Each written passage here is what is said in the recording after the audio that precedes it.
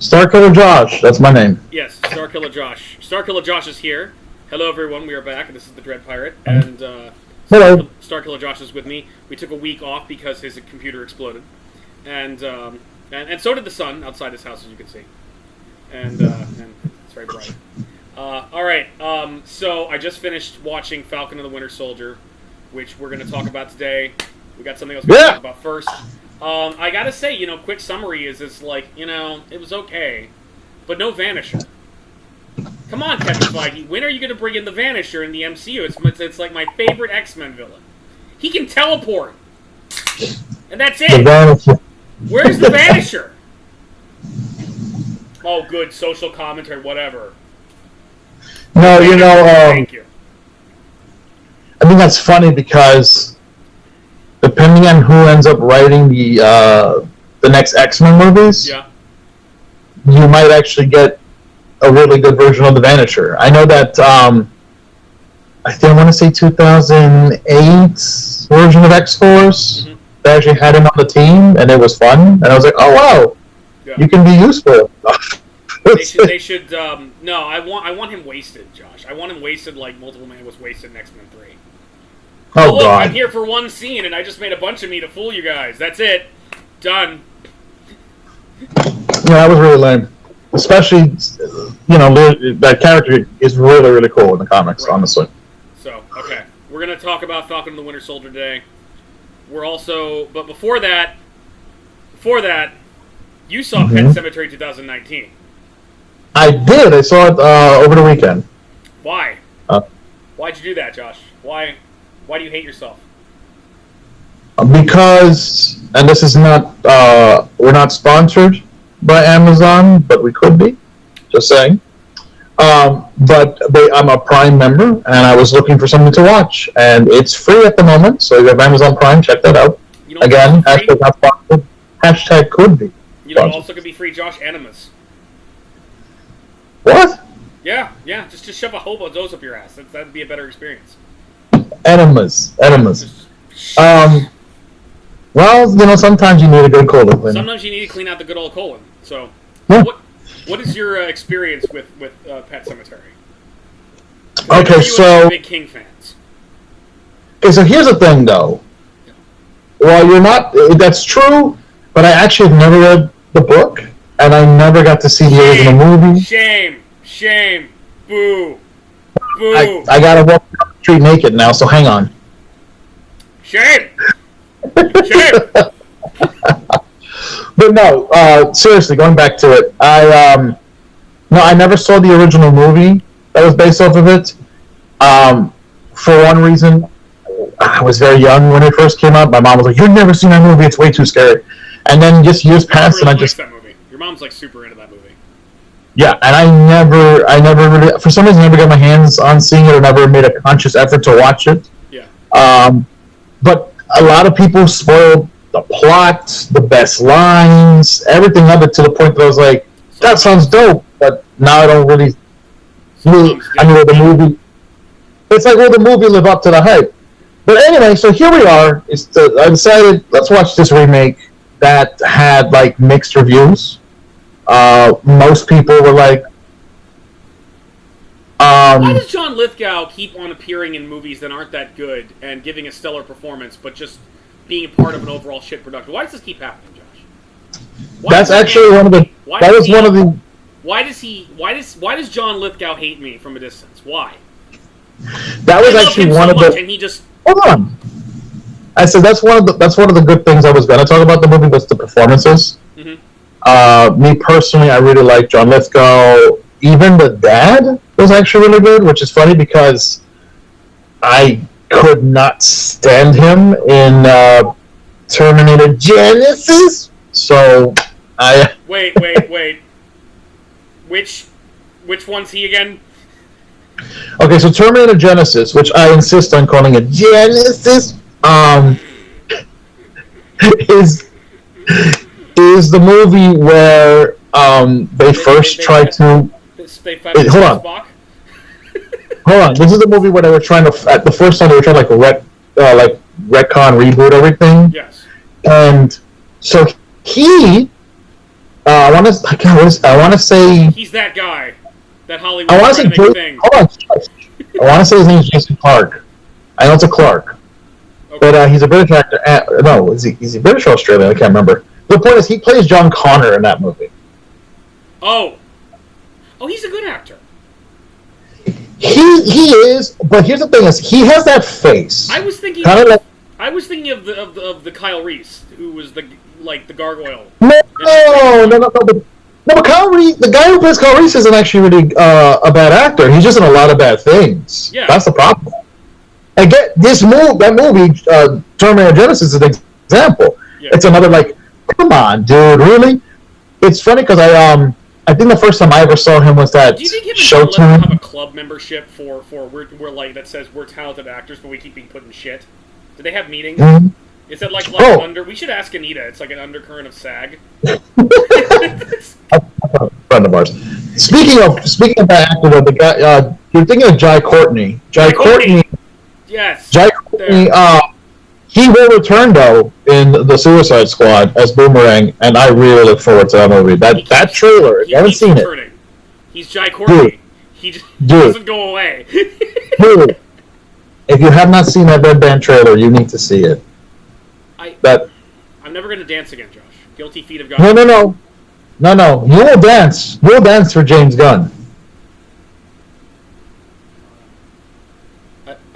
I can't talk about this right now. Anyway, we'll talk. I want to bring that up some other day. Because I am not really. I'm not a DC. Let's not talk about James Gunn right now. Let's not talk about Captain Marvel. All right, let's focus on the now. All right, let's go back to this. We're going to talk about this Pet Sematary remake. Dreadpirate's going to really get into it, so let me get through my thoughts really quickly, if you don't mind. Please don't stop me, because I know you're going to. Drink something. All right. So, this movie, I'm going to be honest with you, from the very beginning, it was kind of dull. I will say that I like some of the cinematography. I think the acting is very good in this. Sometimes too good considering what is given. Because the story doesn't help this. And it has good atmosphere. It wants to be a good movie. Shut up. Quiet. Your face is so loud. Quiet your face. But my problems come from the story, really, and again, I didn't know this. I knew the plot of the other movie. So for me, I didn't know about. Sorry. Spoiler warning. For those who do not want this movie spoiled, just in case. Just don't watch it. Yeah. Watch the original or read the book. Either one. But and he's going to get into details about this, but I didn't know about the Wendigo, I know what a Wendigo is, people. I know the tale. I'm a Marvel Comics fan, so I know that character of Wendigo. I'm a fan of Supernatural, so they have Wendigos in that show. I know Wendigo. What I'm saying is that I didn't know it was in this story. I didn't know it had anything to do with it at any point in time. They introduced it in this story, but really do nothing with it. And I'm like, okay, it really doesn't need to be there. I mean, I'm okay with the concept of the cemetery that brings things back to life when you bury something in there, like animals or people. I'm okay with it being just a malevolent spirit. Let's have a Dracula movie set in a scary castle and a crypt with a lot of sarcophaguses, and tell us the entire time that there's going to be vampires. And then the villain turns out to be a troll. It was the troll under the bridge the entire time! Continue, sir. I think they made that movie. Oh my god. Anyway, It is! And the goblins. The goblins in Troll 2. Moving on. Yeah. So... There's a complex reason for why that is the case, sir. I know way too much about the Troll series. Alright, quiet pirate. he's going to get into this too, because I already know you. I can tell. I can read your face. Your face is so loud. About the fact that there are two kids in this movie. There were always two kids in the story, okay? There was always the older girl. There was always a little boy. And a cat. One of them, and a cat, Church. That's where it's all the cat's fault anyway. The damn cat dies. Is so beloved, we have to bury it in the cursed ground to bring it back. And it comes back. Where do you bury your pets, Josh? So they can come back as Hellspawn to eat your fate. What? Of course. I buried them in my backyard. But anyway. Yeah, cursed ground. I've seen your pool. No. So, what happens is, in this film, it's a different kid who dies. It's a different kid who comes back. And it's a different feeling.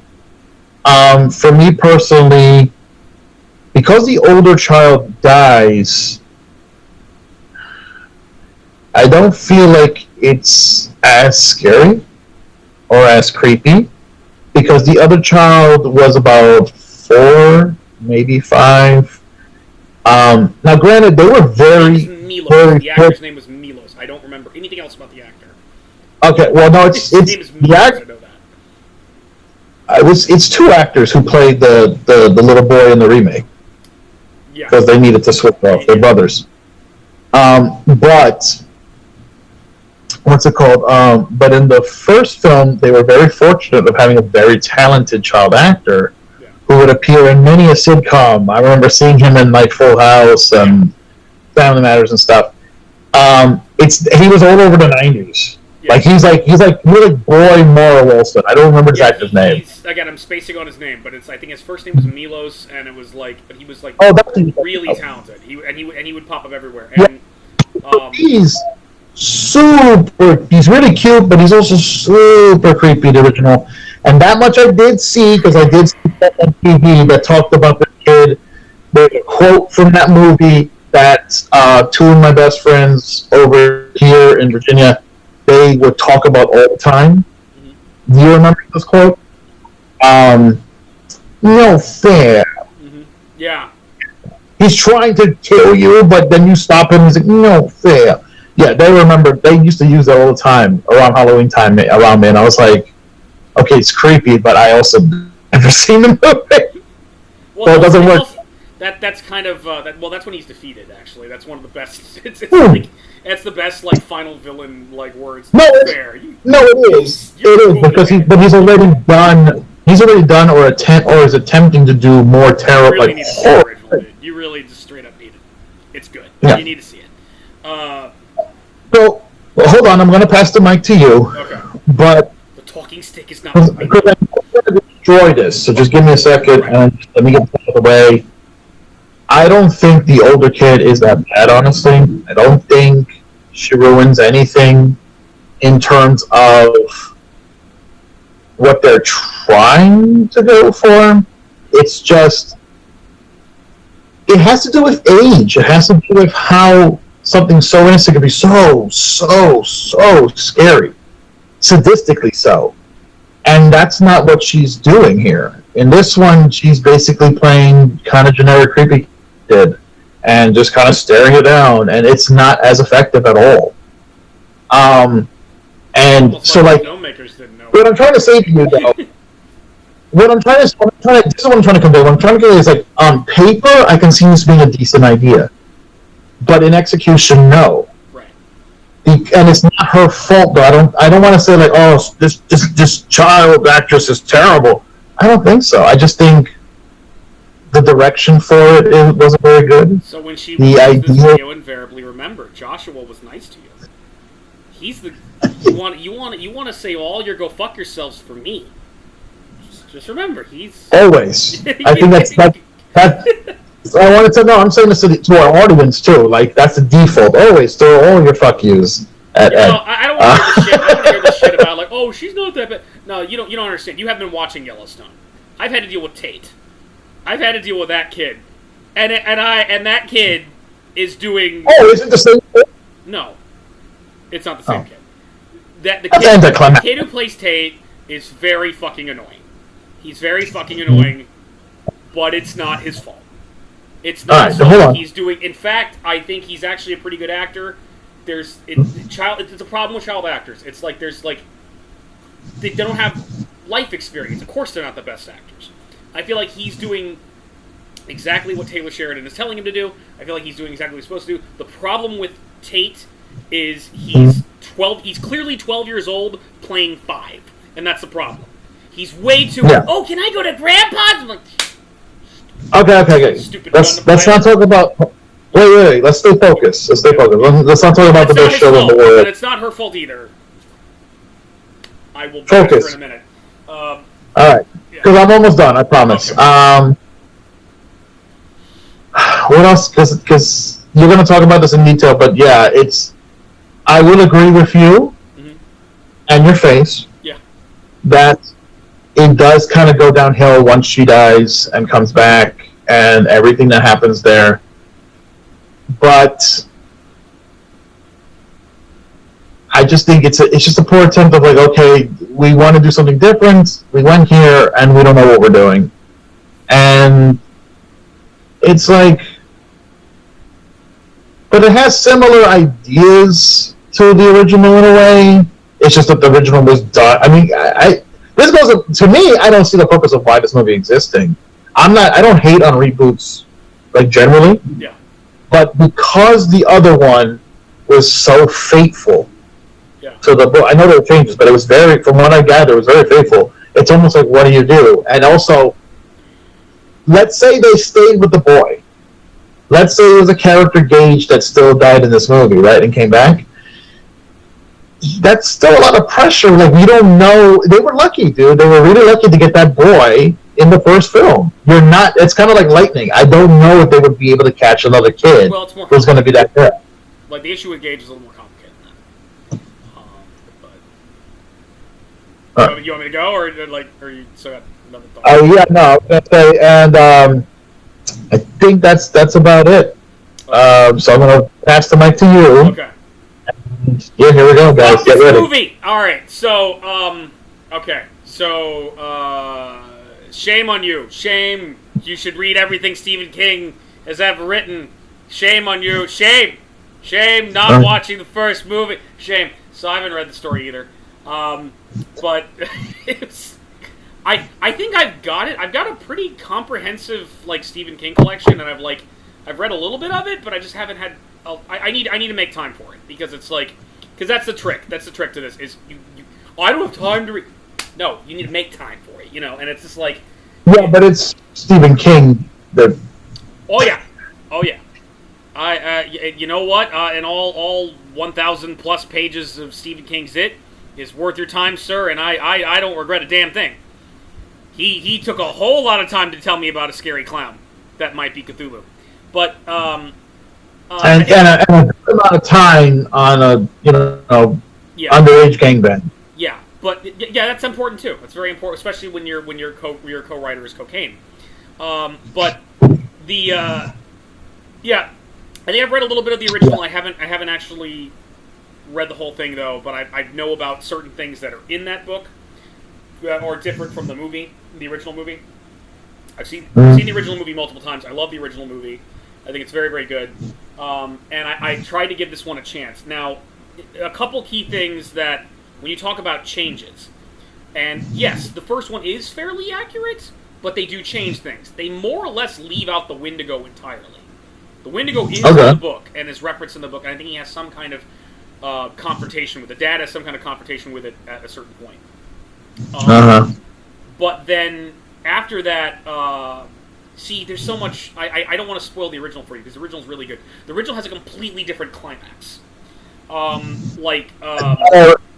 that's the thing, I know the climax. Yeah, well, basically, it's in the original, it's Gage that becomes the monster, and he has to deal with him.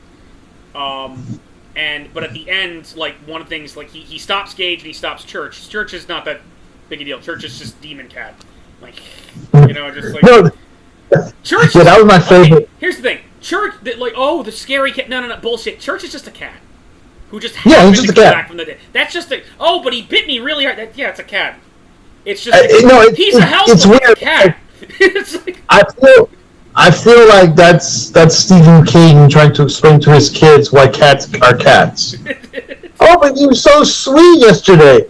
Well, that's because he died, had to be put in an Indian burial ground, came back to life, and now he's an asshole. But it came up out of the ground and ripped out my face. Yeah, it's a cat. Hey, like that was my youth. Just tons of cats, demon cats. Like, all right, fine. Here's your tuna. Stop eating my arm. So, yeah. So, like, he deals with him. He deals with the kid, but he's not able to save his wife, who's played by Denise Crosby from Star Trek, who is awesome and did many great things. Now, what happens is, like, once she dies, he goes back with her to the cemetery, and the ghost kid is like, dude, what are you doing? Stop! Yeah. And it's like, and he's like, no, I wasn't there for her. I was there for her. He's gone. He's crazy. No, yeah. And he's like, he's like, I can make it work this time. He's like, no, come back. And the ghost realizes he can't do anything, and he fades away. Mm-hmm. And so he brings her back. Now in the book, like, it comes, she arrives at the door, and he looks at her, and she's like, her face is fucked up, and she's dead, but she's there, and they just leave it at that. And it's kept really what happens next. In the movie, it's a little bit more dour. I know. It's like she shows up, it's like, darling, and they start making out. It's like, oh, I'm so happy to have you. He's making out with Denise Crosby, missing him, and she goes and grabs the knife, and then you hear him screaming. And we still don't quite, maybe he got away. We don't know. But like it's a lot more effective, and it's like the Wendigo. The closest we have to the Wendigo in the original is there's a scene where he's going back, like, to drop off Gage, and like in the river, this weird snake monster with a human face pops out. It's like for like really brief. It's like less than 30 seconds. This thing pops out, and it's like, what the fuck is that? And it's implied it's like an illusion or something like that. It's implied that that's the Wendigo. It's a reference to the Wendigo. It's cool and kind of nightmarish and weird. The original has such great atmosphere. It's got like great actors. You got the actor playing the young man who was playing her sister, who had like the fucked up back, and it is like, and she keeps having visions of her. You had the original old guy who sadly passed away, but it was like he was like, yeah, sometimes dead is better. He's just remarkable. You had the guy from Wings as the main guy. I'm forgetting everybody's name in this thing, and I feel like shit. That's fine. But like, the atmosphere, everything works. It just fires on all cylinders. It's like the ghost kid leading him up. This is the place where the dead sleep. Don't go where the dead walk. You have these great lines. It's very effective, and I wanted to give this movie a shot. And I feel like John Lithgow is really good in everything he's in, even if the movie he's in is garbage. Why was he in Rise of the Planet of the Apes? Don't start with me. That movie's dog shit. It's fucking dog shit. Yes, he's good in it. He's great in it. I don't care. It's dog shit.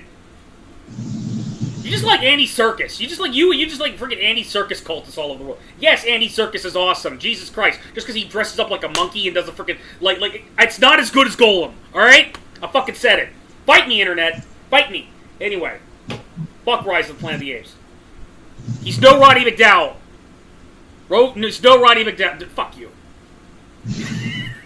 Now your face should now. I know. You gave me faces. I'm giving you faces. Okay, now, what was I talking about? Pet Sematary. Alright, I gave it a shot. I felt like it started off okay. He's not as good as the original, like, John Lithgow's not as good as the original old guy, but he's John Lithgow. And he's like, it's like, I can see it. I can see John Lithgow's like, oh, I want to play that role. I love that movie. And he gives it his all. He's great. I love John Lithgow. Yeah. He does a great job. He's very effective in it. He's, the atmosphere's good. The setting was fine. I kind of like the creepy kids with the faces, although that was kind of, like, pointless, the kids with the little masks. I don't know where the fuck that was from. That wasn't a thing. It was like, but it was kind of weird, and it was like, alright, that's pointless, but it's kind of creepy. Alright, I'll take it. I like the look of the woods. I like the fact that they were talking about the Wendigo, and they set up the fucking Wendigo, and they said, oh, yeah, there's said to be a Wendigo in the woods. And this fucking picture of this thing that's in shadow with freaking antlers. And it's like, yeah, I can't wait for us to see that. Still can't wait for us to see that. So anyway, But like, oh, yeah. So you want more? Shut up, you. You and your giant mug. What are you drinking? Oh, just Crystal Light. Oh, you and your Crystal Light. I don't have any. I don't have any alcohol with me. Fine. Neither do I. I wish. So, see, I would get drunk, but I gotta run a D&D game later. I'm not gonna be able to make it. I'm not gonna be able to make it. That's the best way to run a D&D game. I have very... No, because Davis will... I got Davis's character on Vice, and I'll fuck it up. I mean, I've never run a D&D campaign. Bullshit. But, Bullshit. I've run yes. But for those who don't know, but he's the best dungeon master role player I've ever had. He taught me everything I know. He's great, America. He's great, world. All right. So no, but Scroll really quickly, hire him for your games. Really quickly. What I'm saying though is when you have a group of people that drive you crazy, when your players are unruly, I know what you're talking about. and that cannot be ruled. They drink, but then you realize that you can't play the game drunk because they completely destroy your butt. I have no idea who that is. Who at any way will I be speaking to about ruining all joy and fun that I may have in this world? I don't know what you're talking about either, Sod. Anyway. Doug Walker ruined Zod for me forever. All I could see, like for a minute, I was like, oh my god, he looks just like classic Zod. And I was like, yeah, it's a boldly flee. It's just like ruined. Done. Yeah. Only you. Hey, is Spoonie back there? Is Spoonie back there dressed as Turtle? When I think of Zod, I just think of Zod. So go suck it. I don't. Yeah, that's good. I don't let lesser internet stars ruin my life. Then why are you on the show? What? Oh, because yeah, it's true. You are lesser than me. Yes, there we go. I don't know. Like you have some like tape about me being in a hotel in Russia. Going more about the first time you met Donald Trump. So anyway. Finish your rant so we can get to good stuff. Yeah, before we go into your time with your the time you met Stormy Daniels. No, not that. That's later. What else happened? Yeah, all right. So like the atmosphere around the woods with the Wendigo, like you hear it like cawing in the distance. That was all great. It was all good. Okay. And then the point where the kill happens, where the truck's gonna hit the kid, it's gonna hit Gage. And it doesn't hit Gage, hits the little girl, and the movie just fell the fuck apart. It just fell completely the fuck apart. It was like okay, they brought the Wendigo in, which felt like we're trying to be more accurate to the book, but then we never fucking see the damn thing. It never shows. It's implied that maybe it's the thing bringing people back from the dead. Because when we look at the girl later on, and she looks at her head, it's like it's stuff's been sewed into her head, so maybe it's not the ground, but it's like maybe the Wendigo is like stitching people back together and turning them into deadites. I don't know, but I feel like it was implied that the Wendigo had something to do with it, but we never fucking see the damn Wendigo. And it was just like after all that build up, just like one. All I need is one scene. I need one money shot. That's it. One money shot with the Wendigo. That's all I need, and they never gave it to me. Right in my face. That's all I wanted. Anyway, shut up. And then, like, okay, so there's that. But then it was, on the other hand, it was like, oh, well, let's do something different. Let's try an experiment. Let's make the little girl the monster, and the boy, he lives. And it's just, yeah, and they had no idea what they were doing at that point. Part of the reason why Gage works in the original movie, you gotta remember, Milo was like 4. He really couldn't act that back then. He was a cute little boy who was like had very animated faces, but they had limited stuff to work with. So they got around it by having in the background you had a midget playing him and running by really quickly and scarily. You had another voice doing the creepy voice. I want to play with you, Daddy. It was Hitchcock. It was atmosphere. It was build up, and that's part of what was scary and menacing. In this one, I guess they decided not to go with that, and they said, well, let's just hire a little girl because she's older and she can act more. And as a result, they basically had a kid that had no idea what she was doing. I honestly think she is one of the worst things about this movie. And again, it's not really her fault. Thanks for making me be nice, Josh. Fuck you. Because it isn't. But it's like she doesn't... Okay, you have all the weaknesses you have, right? That she is a child actress. She doesn't really know what she's doing. She's being directed poorly. And they just decided, just be creepy little girl. Just dance. Dance violently for no fucking reason. And it doesn't work because it doesn't really make sense with the lore of the story. It's like the whole point is the cemetery brings you back wrong.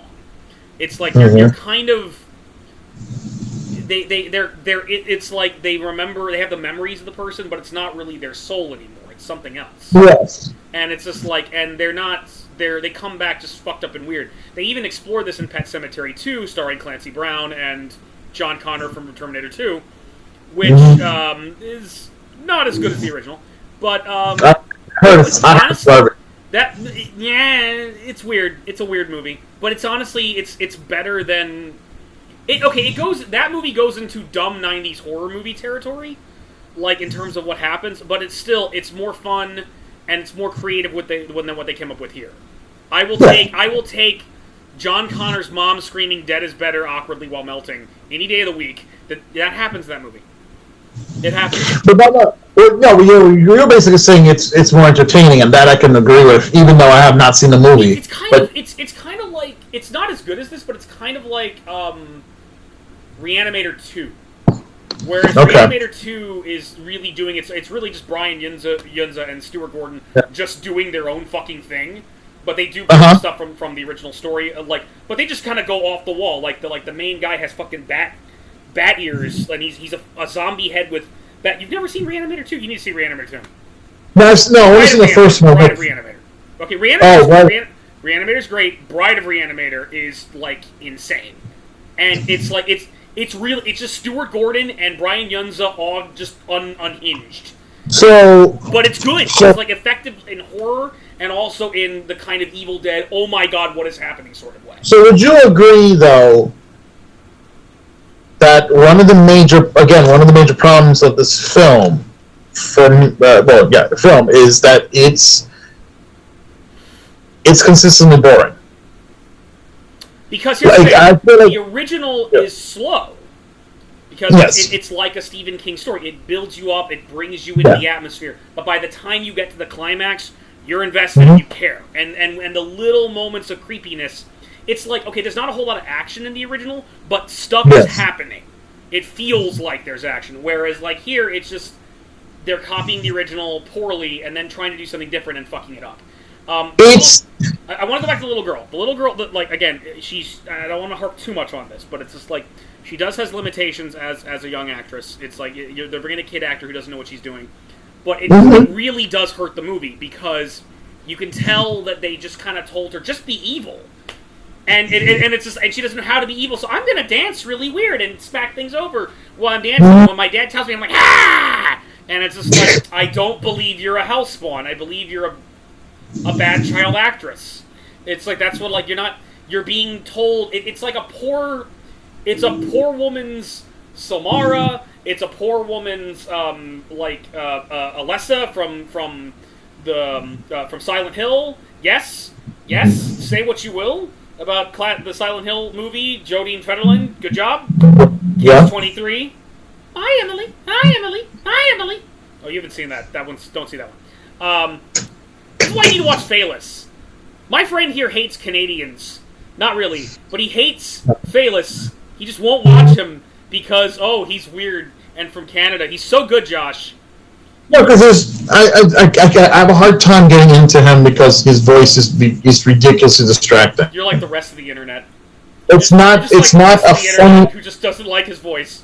it's the voice. No, it's true. But that and the whole attitude, like when he's being sarcastic, it's just weird because it's this not funny Muppet who's controlling a man. It's like a reverse Muppet because it's the Muppet. It's the Muppet. Hold on. No, that's what it feels like. It feels like something that escaped Grouchland is now. He said, screw it. I'm going to make my own Muppet, and I'm going to make money off of it." And he builds a man who he puts his hand up its ass, and then he moves him around to go, I don't know. And, Josh, I don't want to know that much about Phelan and Allison's sex life. Don't please stop right there. We're going to hell.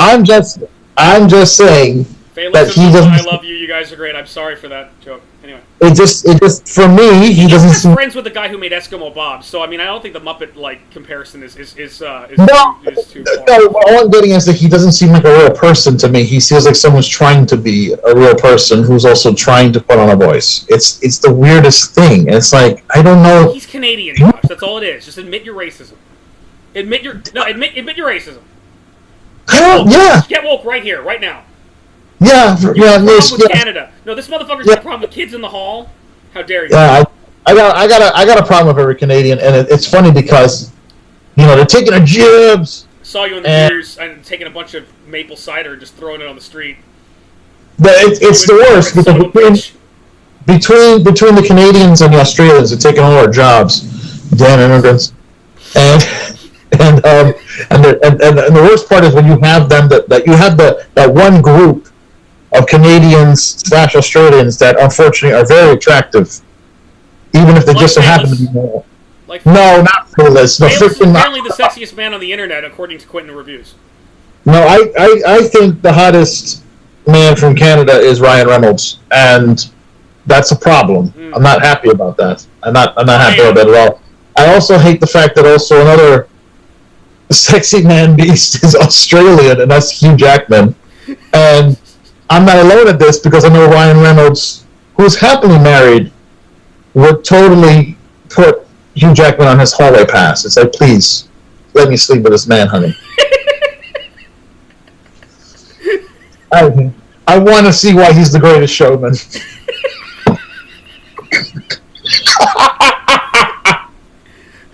Pop the claws, Hugh. I can't now. Man-Team Rage. I can't watch Deadpool the same now. That's all I'm picturing is the two of them running around singing songs from that movie. It's Wolverine and Deadpool just.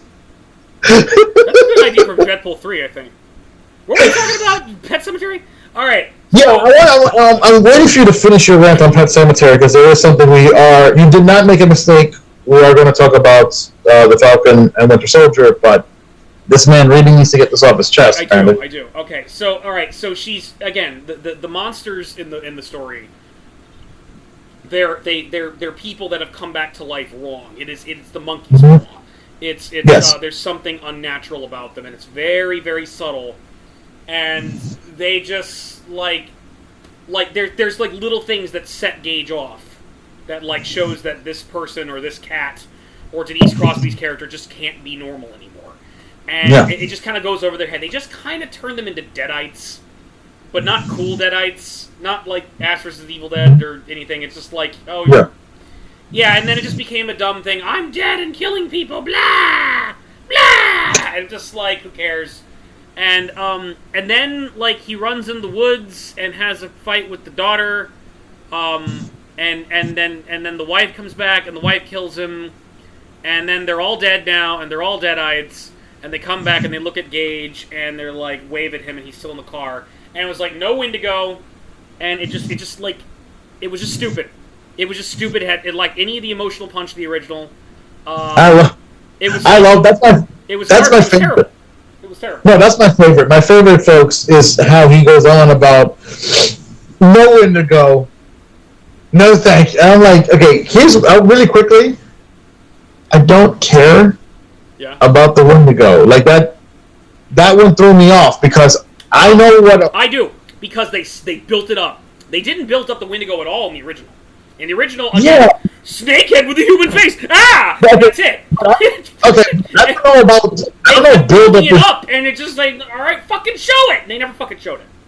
Okay, again, you don't put Chekhov's Wendigo on your wall and not use the Wendigo by the end of your story.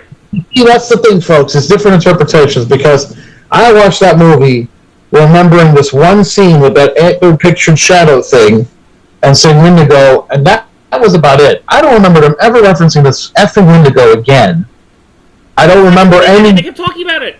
And then you hear it, like, in the distance. That was it. I saw this movie it was Wendigo. Ah! And they never fucking showed the Wendigo. A few days ago. Wendigo, Josh. Bullshit.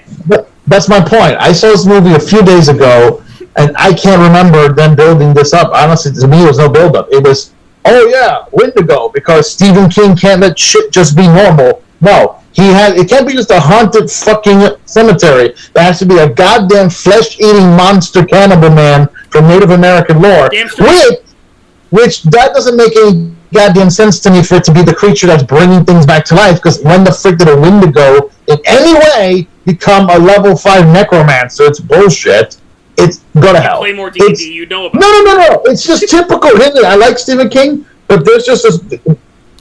It's when he... Okay, by the way, it's not his co-writer. Okay? The cocaine was his ghostwriter.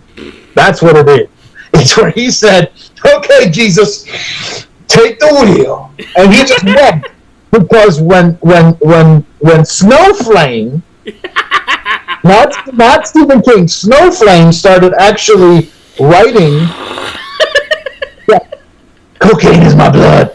When that reject of a combo character took over that man's body and wrote those books, excuse me, he put the most ridiculous shit in there. Mm-hmm. And yes, it's better in the book because he's giving you the perspective of different people, how it feels, stuff that you can't really convey in a movie because it's supposed to be a show don't tell medium. You can't have them constantly talking. And here's the thing. I want to say that in the book, the Wendigo is not responsible for them coming back. It's just the bad ground. There's something wrong with that ground. Okay. That's why the Indians stopped using it. But the Wendigo is just there. That's like extra. It's like... No, but that's my problem. My problem is it is extra. It's like I like Steven, and don't get me wrong. I will be there to read the next crazy thing.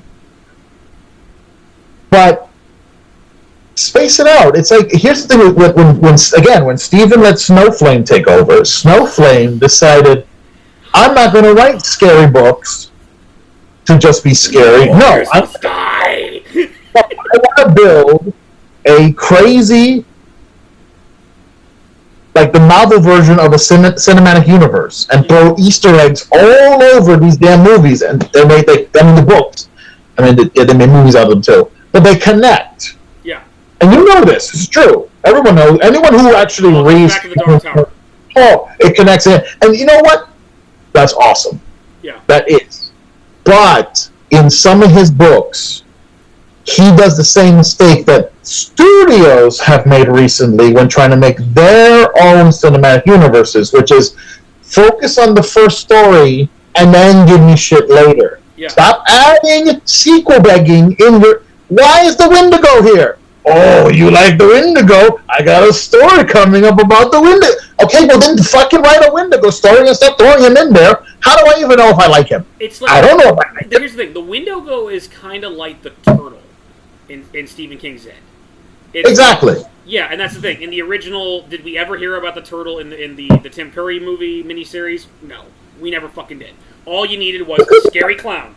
Scary Cthulhu clown. Because it's true. Because, believe it or not, it's a little too much. Yeah. And it's epic when you read it. It's like, I really think Stephen King should be like a series. Like a TV series. Yeah, and you know what? If you did a TV show, which actually they have made a series based on his works, and I heard it was good. I just haven't watched it. It's on Hulu. It's called Castle Rock. Okay. And it's not based on Nightmares and Dreamscapes, which they also made. So it is not. It is. But this is. but Castle Rock is recent. I think it came out it started in 2017 or 2018. It's a recent show. Yeah. But the show is not based on any particular Stephen King story. It's meant to take place in that Stephen King universe, where they reference places, locations, names, and they connect a whole bunch of mixture things from either short stories or whatever. Some of these are like original characters that are now living in this. So it's almost as if they created a Stephen King campaign, if you will, and you just kind of have it in there. I tried running a Stephen King campaign once. Jason was in that game. We never got What's it called? In fact, one of the guys who writes for the show is very good friends with Kevin Smith, and they have a podcast together as well that I like. But that's how I even found out about it, because Kevin was like, "My boy's a writer. He does good stuff. Check it out." And he's like, "Okay, Kevin." And he's like, "I'm actually kind of proud of this." And he's talking and I saw a trailer to it. It looks really cool. They talk about you'll hear references of Shawshank Prison and Derry, Maine, and things like that. But it's a different location. It still has that same creepy vibe, and it's like, okay. So it's got a mix of those kind of things. That's where it needs to be. That's where you can, sprinkle in stuff that leads us to your turtle and your Randall flags and all this other crazy stuff. But he crams this into these Bible-long stories that it's almost like, but did I really need this, though? And they didn't need it in the original movie, and that's the thing. That's why the most we got was a weird snake with a person's face. And no explanation as to what the fuck that was all about. It actually kind of implied it's just the guy, seeing things. Because at the end of the day, your story is about a creepy Native American burial ground that brings people back from the dead. And that needs to be your focus. The novel, it's great. I thought they were going to go the extra mile, and they reference it in the movie, but it's just but then they don't. Yeah. They put Chekhov's Wendigo on the wall, and he never showed up. He never attacked the Hulk and Wolverine, and I'm upset. And it was terrible. I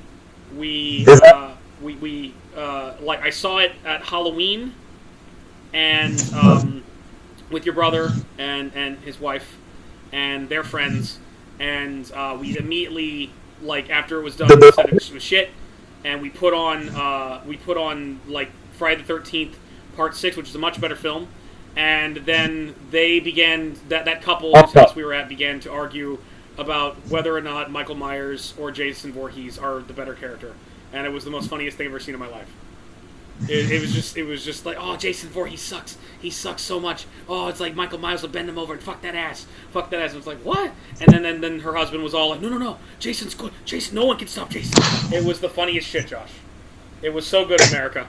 I'll have to take your word for it. Okay. I'll have to take your word for it. I guess we're done now. We're done. Podcast over. Yeah. I'm just not going to talk about that good, amazing show I just watched. Yeah. No. So. Falcon and the Winter Soldier. Falcon and the Winter Soldier. Okay. Really quickly before we go into spoiler territory, in the most non-spoiler way possible, what do you think of the show? It was really good. And I think I was thinking about it when I was getting lunch. I don't know. WandaVision kind of blew me away in a lot of ways, but it was I feel like this felt a little bit more satisfying in the villain department. I think. I mean, I really love Agatha Harkness. I'll still fight you on that. It's because I thought her performance was so good, but it was I felt it is kind of frustrating that they didn't she felt like she was so complex, and then it's I'm just evil, and I'm it felt like I need more time with this character. I need more complexity. I feel like every single villain, every single character in this show had a really good arc. And it was neat seeing this kind of buddy cop show where just Falcon and Winter Soldier run around fighting people. But it's very Marvel. It felt very Captain America, and it was also, it kind of reminded me of Lovecraft Country, if I'm perfectly honest. I felt like it took the opportunity to talk about modern politics and what's going on, which, I mean, these issues have been with us forever, and, and that's why they're drawing from comic book characters that bring it up. Yeah. It was like I think I don't know if we should go into spoilers. Do we should go into spoilers right now? Well, I was going to say what I think of it in a non-spoiler way, and then we'll go back into spoilers. Okay. Let's see. So is that anything else? Okay. Well, okay. All right. Anthony Mackie's great. Sebastian Stan's great. They were awesome. Okay. I think I got. What we're gonna have to do here is we're gonna have to go over references because I think I know all the references. We will. But just finish up what you think in a non-spoiler way. Summing up, what do you think of the show? How do you feel the show? And then we move to me, and we'll go. Best fight in the first 4 episodes were really good. Madripoor was amazing. I want more Madripoor. I want mutants. We'll get to it. I want stuff like that. Okay, come on. I think the best fight in the whole thing was the 3-way fight between Falcon, Winter Soldier, and U.S. agents, pre-U.S. agent. But I don't know, man. Like, I think probably my favorite part is actually the ending. It's just Anthony Mackie, like, that speech he gave. I thought that was like. Wait. No, I have more to say. Because you know what? Here's the thing. So in Endgame, as we know, I've gone on a dark road before, and while these movies were coming out, Marvel went through a dark patch, allegedly, partially, the SJW Marvel era. In which one of the things that was brought up was when Falcon became Captain America, he wasn't very good. But then Endgame happened, and first of all, a lot of the people that were talking shit about that were kind of full of shit to begin with. But Endgame happened, and Cap gives him the shield. Endgame was so good, and I looked at him and I was like, it's going to be different this time. And it was. Anthony Mackie convinced me he is Captain America. He convinced me he's Captain America. Okay. Falcon Captain America was great. Alright, spoilers. There we go. Spoilers? You just ruined it. No, you ruined it. Because I'm trying to avoid saying that until spoiler territory. Yeah. That's the point. Okay, so my non-spoiler summary of the thing was simply going to be, I think it was amazing. Yeah. I absolutely love the show. I was looking forward to it from the very beginning. For those who don't know, this show was supposed to come out before WandaVision. They changed things with schedule because of the pandemic and which one could actually get done earlier than the other. That's how this happened. Yeah. But this was the show I was looking forward to the most out of the lineup so far. And because for me, my favorite franchise within the MCU right now, anyway, is the Captain America one. Yeah. And I was going, okay, for me, this is going to be the main of this. This is going to feel like that Winter Soldier movie again, and that kind of thing, which is one of my favorites. And so I was really looking forward to it. Like you said, the acting is fantastic. The action is great. Special effects. There's a lot of Easter eggs. There's a lot of references. As a Marvel fan, I was in with what they jammed into this. But on top of the fan service, on top of the action, it just becomes a solid Marvel Studios piece. I love how topical it gets. I like how deep it gets, and I'm going to talk a lot about that in a minute. But all in all, it was an A+. I personally love this show. I don't know whether I like it more than WandaVision or I think I might. I think I might like it more. I mean, I think it might be like it's a progression. So we might come back here talking about Loki and like no, Loki's so much better than. I don't know. It feels like building. It could be. Yeah. It could be. I don't know. I am pretty jazzed about Loki, and we'll get into that later. Now, as for spoilers, and you and me are just going to kind of bounce back and forth on this. I personally, I don't know who didn't. Spoilers as of now. Spoilers, yeah. Just the thing. For those who, I really don't know who was going into the show and not thinking that Sam Wilson Falcon was going to be Captain America by the end of this. I think a lot of people were kind of wondering how come he's still Falcon. Because when they saw him get that shield, everyone was like, "Oh, Captain America, Captain America. And that was always the intention. It's the logical step that they're always going to do that. But what I like about this is that, unlike in the comics, when Steve passes the shield to Sam, which I was completely for, and unlike Eddie, I read those books and actually like that a lot. I don't care.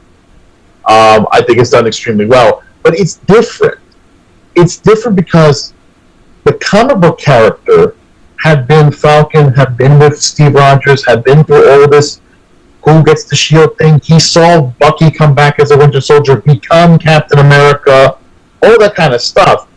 So it's a little bit different about the shield and what it means and what it represents and whether he has a problem with it. In the comics, he accepts the shield no problem. You know, he's honored and he's doing a great job and all this stuff, and everyone supports him, as opposed to like how there were more doubts with Bucky. My problem, I think, with the comics really was Nicholas Spencer's making, like, it was Secret Empire. It was making Cap Hydra. That shit. Same thing, Eddie. That's not the point. While that was happening, first off, the comic in which Sam gets the shield and it becomes Captain America, the first series was not written by Nick. Right. It was Rick Remender, okay? Doing crazy ass shit. I love Rick Remender. And that's great. And that's great. Now, when Nick gets the book, it's still good, though. The thing here is, and this is going to be something I'm going to argue with, maybe with you, but I will argue with the rest of the planet. Captain America, the comic, the idea of this character has always been political. It has always been, it is the one book of all that needs to talk about these things. Based from his origins, I mean, in real life and in the comic itself, it's just his best stories are topical and mixed with super science. Right. So it having connections to any particular political party faction, I'm sorry, you can go suck it, because that if it's going to be told anywhere, it needs to be here. Okay, it's the only time where I don't mind it being necessarily overt, because the other opposite is ridiculous weird shit. The Captain America turning into a werewolf. It's like subtlety, which I'm not opposed to. Not opposed to. No, not opposed to. But I'm saying that if you're going to argue that Captain America has slipped and not been that subtle, it's going to be less subtle than subtle. Honestly, one way or the other, whether it's werewolves or the Tea Party or something. I'm sorry. All right. Anyway, back to the show though. In the show, they play on the fact that Sam Wilson. It's like heavy as the head that wears that crown. He looks at the shield and he thinks about, this is dope, like this is monumental, and I love Steve as a person and everything. But how do I feel about representing America, the country that hasn't really done well to represent people of my race and background and history and even in a micro area in his life, from like the bigger things that didn't directly happen to him in history, that happened to other African Americans. They explore this in the show very well. Yeah. And it is touched upon in the comic, but in reverse. Because here, it's the reason why he won't take the shield. That he has to be convinced to take the shield and the mantle. Whereas in the comic, he took the mantle and then started getting shit for taking the mantle. Where people are like, what makes you think? Because it was perfect, because it is something that happens in life. There were so many eyes on him. In the comic, and they do touch this in that speech you mentioned, how there were people looking at, oh, he's not ready. Like, you know, if you have basically people going, oh, he can't live up to Captain America. What do they think putting this guy here? And then you have other people going, oh, you're betraying your race. You don't know where you come from. How can you put that on? It's like, and dude, it kind of echoed real life in many ways too. It was like I think like from the white community, the black community, you're gonna get shit as much as praise. And he's like, you know what? That's what I loved about this story, was for Sam Wilson anyway. It was a journey of being true to himself and realizing people will always talk. People will always judge. How do you feel about you? Are you being the best you that can help others but yourself first? Let that shit slide. And that's what it was. Is he needed to go through a process to be that person. Right. Because he himself was full of those doubts. He was letting the world get to him. And he helped others along the way. He helped Bucky. He helped Bucky to like at the end of the day, like what Falcon in the MCU, where he started off, was he was a soldier who was helping other soldiers get better, and he was consistent all the way through with that. Yeah, you can almost. That's another. It echoes real life in many ways, because I remember, like, the first time... I remember when he became Captain America in the comics, and we were talking about it, and I think we were both pretty excited about it. My only trepidation was, this happens in comics a lot, where, oh, this character's not going to be this superhero anymore, and we're going to pass it on to someone else. Oh, Nightwing's Batman now. He's not, Bruce Wayne. And, part of me is always like, no, just leave Bruce as Batman. Part of me always wants to see Steve Rogers as Captain America. But it's comics. It's going to go back eventually anyway. Yeah, that's part of the problem. Shit. It's like Alan Scott's been fighting crime for 100 years now. He's still a Green Lantern. He's old. Well, apparently gay now. Whatever. But that's DC's another issue. It's a whole other story. It's always going to go back, but I feel like there is a lot of pushback. Like, I remember, Spider-Man being played by a black person had been a hot topic, in real life, in the comics, for the longest time. To a point where we finally did get, Miles Morales. But it's just, I remember, when, before Andrew Garfield took over as Spider-Man, there was a debate, let's make Spider-Man black. And I remember I was against it because I wanted a continuation of the Tobey Maguire Spider-Man. I didn't want them to remake and reset everything. And I knew, if they made him black, then obviously it's going to be a remake. And I just didn't want a remake. But the more I think about it, it's like, okay, I've still got that original Sam Raimi trilogy. I've still got my perfect adaptation from the comics. Why not experiment? And it's just and you hear, and I think some people, it's just they get so bent out of shape about it. Why do we have to change things? It's like they're so opposed to it. It makes me wonder. It's like, do you have a real problem with a black guy being Captain America? Do you have a problem with black guy being Spider-Man? Why not? Zendaya got shit for being Mary Jane, and it's just who cares? But that's no one's bitching and moaning that Aunt May is Marissa Tomei. No one's complaining about sexy Aunt May. It's okay, well, what the fuck? Why you got a problem with some people were upset with sexy Aunt May because it made them think things about Aunt May, but that's a whole other story. I'm happy to think those things about Aunt May. Or that version of Aunt May. The problem is thinking about the old one that way. It's at least the comic book one that way, and I'm like, okay, John, I can't. I've always wanted to be the Hulk in the MCU. I think at the end of the day, I'm Happy Harry. I think that's really what's going on there. That's a good movie. I'm in love with Spider-Man. But here's the thing, though. This was, in a way, this was always. I bet it was very smart of them when they did this in the comics. Mm-hmm. So they have, it's grounded with some roots. It wasn't just doing it.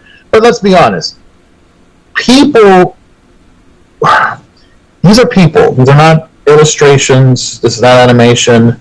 Actors, actresses are going to retire one day, or may he rest in power, Chadwick Boseman. Wakanda forever. Long live the king. He lost his fight to cancer, and unfortunately, he's no longer the Black Panther, and all that stuff that's happening. They are not recasting him, by the way. T'Challa will basically die somehow in the movie, so that they can have another person. They just don't want to recast him. And I don't know how to feel about that.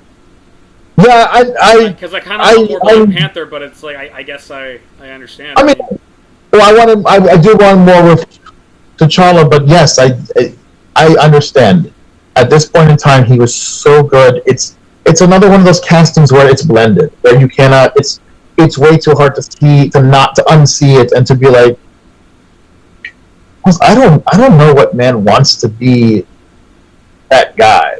It's at this point, James Bond is an institution. Anyone could be. It's another guy being James Bond. Let's just check out his interpretation of playing Bond. But with Black Panther, there's only been one, and it was so well done, and it was such a beloved person in real life. Yeah.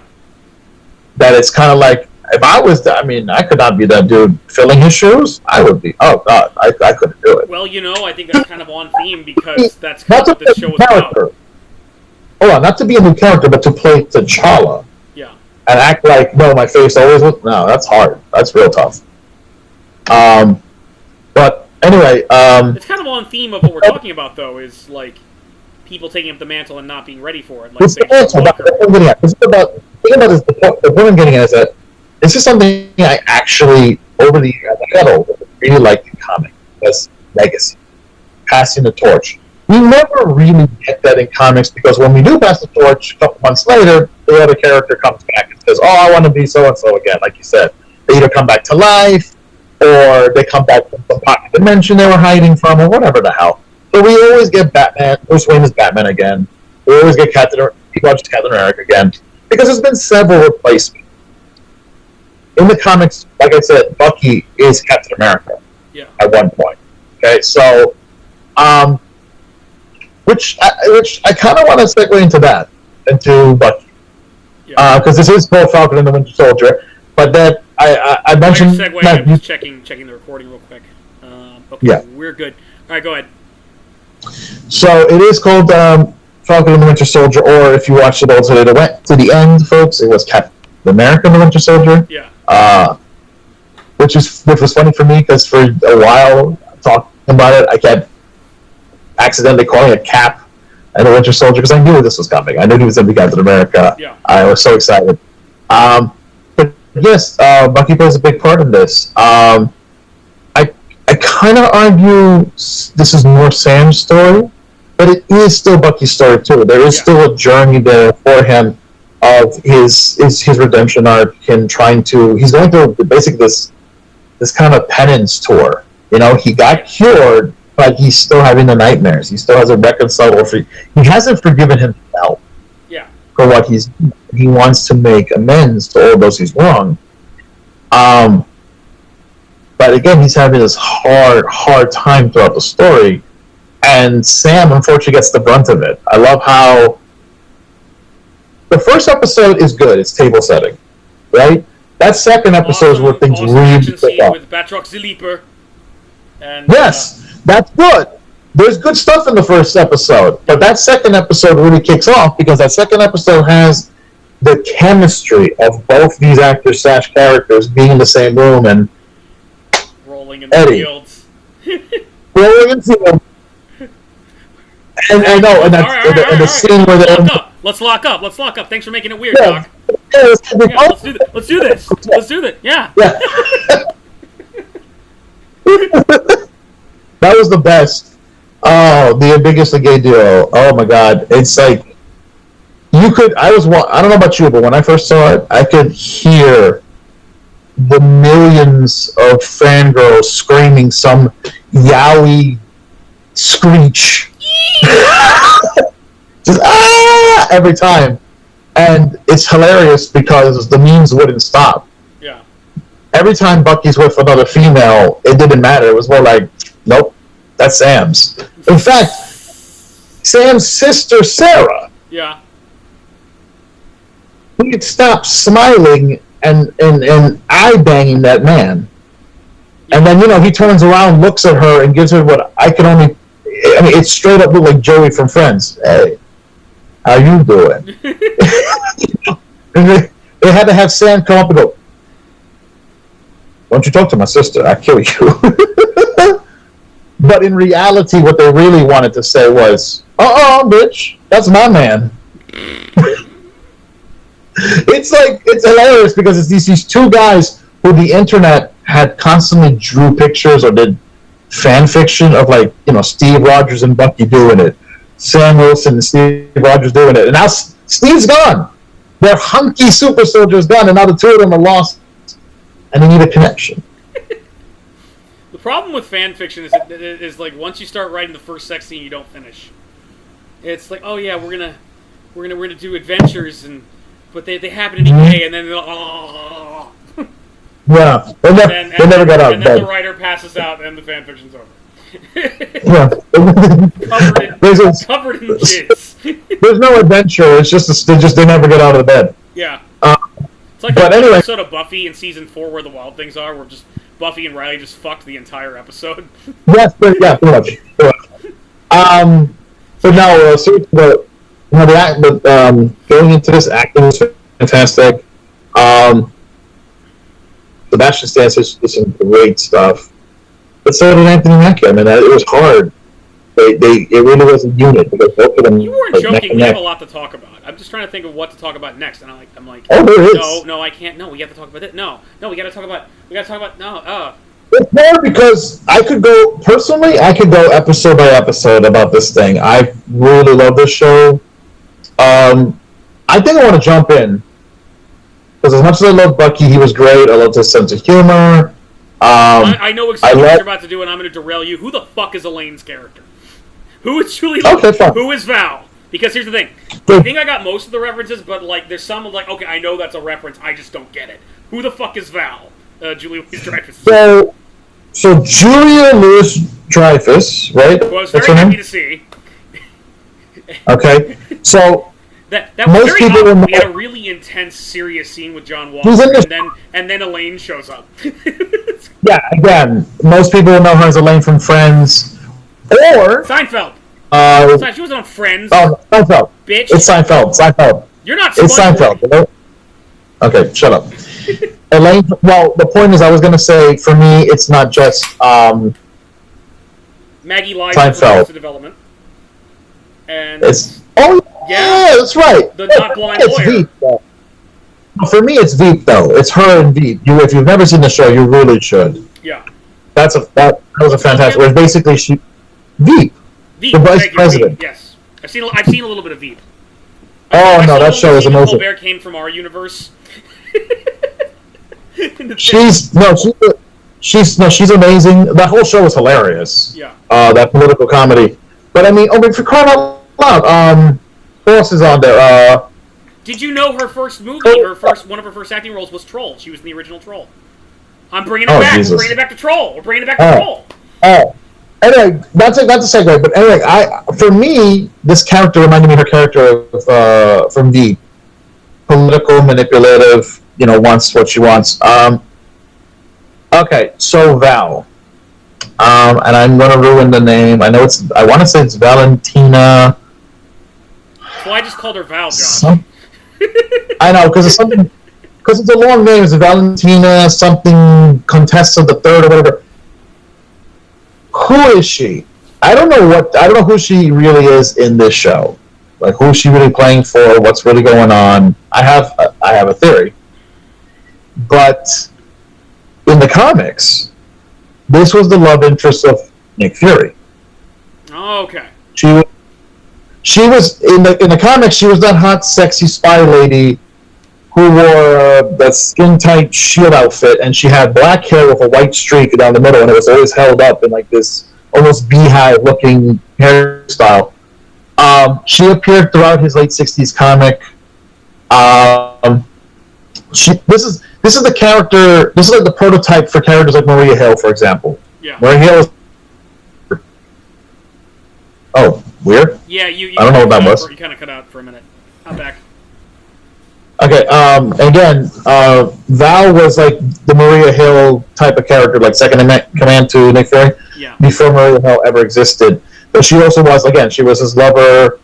But she also kind of her allegiance kind of would flip flop. She was like almost like a double agent, triple agent type of character. There were times where you're not really sure if she pretended to work for Hydra, but she does, and it's a bunch of stuff. I have to go back and look at it again. Okay, so now it's kind of left. I want fan fiction of Samuel L. Jackson with Julie Louis-Dreyfus now. So now here's the interesting thing is they made this very different because we don't even know if there's any connection to Nick Fury whatsoever. Okay. There could be, but because things in the MCU can move and change in different places, chances are she may not have any like a deep relationship to him, or maybe they did and they didn't talk anymore. Okay. But and not to get too lost in this thing, but the character did exist in that made-for-TV Nick Fury movie with the Hoff. Damn strange. I don't remember the actress. But she was on Melrose Place at one time. She had like these really big, like overly done collagen lips. I'm sorry, but that's what I remember the most about her. She wasn't a very good actress. Sorry. But she was... Oh, okay, so let's spare the little girl's feelings, but yeah, you were just on Melrose Place, fuck you. Yeah, drink your Crystal Light. She was like in her 30s when she did that role. The hell? And she wasn't going anywhere. Yeah, she doesn't have feelings. But moving on. What was I going to say? So, that's who she's playing, essentially. Mm-hmm. Now, my personal theory of what's her purpose? Yeah. So, like, there are two things that have been talked about. There are some things that have been... They're rumors, but there's truth to those rumors. Two things that are kind of forming in the MCU. One is they're planting the seeds for the Young Avengers. Okay? Yeah. We've seen it with WandaVision. We've seen it with we saw Patriot. Scott Lang's daughter. Yeah. We see actually in this show too, by the way. The Patriot. I don't know if... Yes, Patriot. Eli Bradley, Eli. Isaiah's grandson. Yes. So there's a couple seeds planted for that kind of stuff to do their version of Young Avengers and maybe different cast members, but I can see that. Another one that they've talked about in this rumor is the building of either a Dark Avengers or Thunderbolts. Mm-hmm. I'm not sure which title they're going to go with, but that idea of something like a Dark Avengers Thunderbolts kind of thing. I personally think that she's a part of that. I think she's a part of some government group that's trying to make their own Avengers. That the MCU version of the Dark Avengers is more of a government-made. Like, this is our official Avengers team. I don't know who those other guys are. Forget them. These are the guys you want to root for. Yeah, or they're under the radar. They're Black Ops type things. It's like, we don't need a Captain America. It could be, but I really don't. I don't think so. Here's the thing. This is a character that I thought was going to be in this show that didn't appear was what is his name? Was General Thunder? Oh, not General. He's not General anymore. But General Ross, Thaddeus Ross, played by William Hurt. He does appear in the Black Widow movie, which is coming soon, finally. But that's the thing. There's a lot of talk of he's going to become a bigger player. Yeah. Like, he's going to be kind of an Nick Fury assembling his own team. Yeah. And I feel like... Red Hulk. There's theories of Red Hulk is the Red Hulk. Yeah, I know. That would be... well, it's going to be a weird-looking CGI monster, but it would... Because I'm trying to picture William Hurt's face on this thing. But, if they can get Mark... They just need to play Altered State in reverse. He's just like, But if they can get a decent looking Hulk with Mark Ruffalo's face on it and not make it too distracting, I think it can work. I want the mustache. But anyway, yeah, the stash. I know.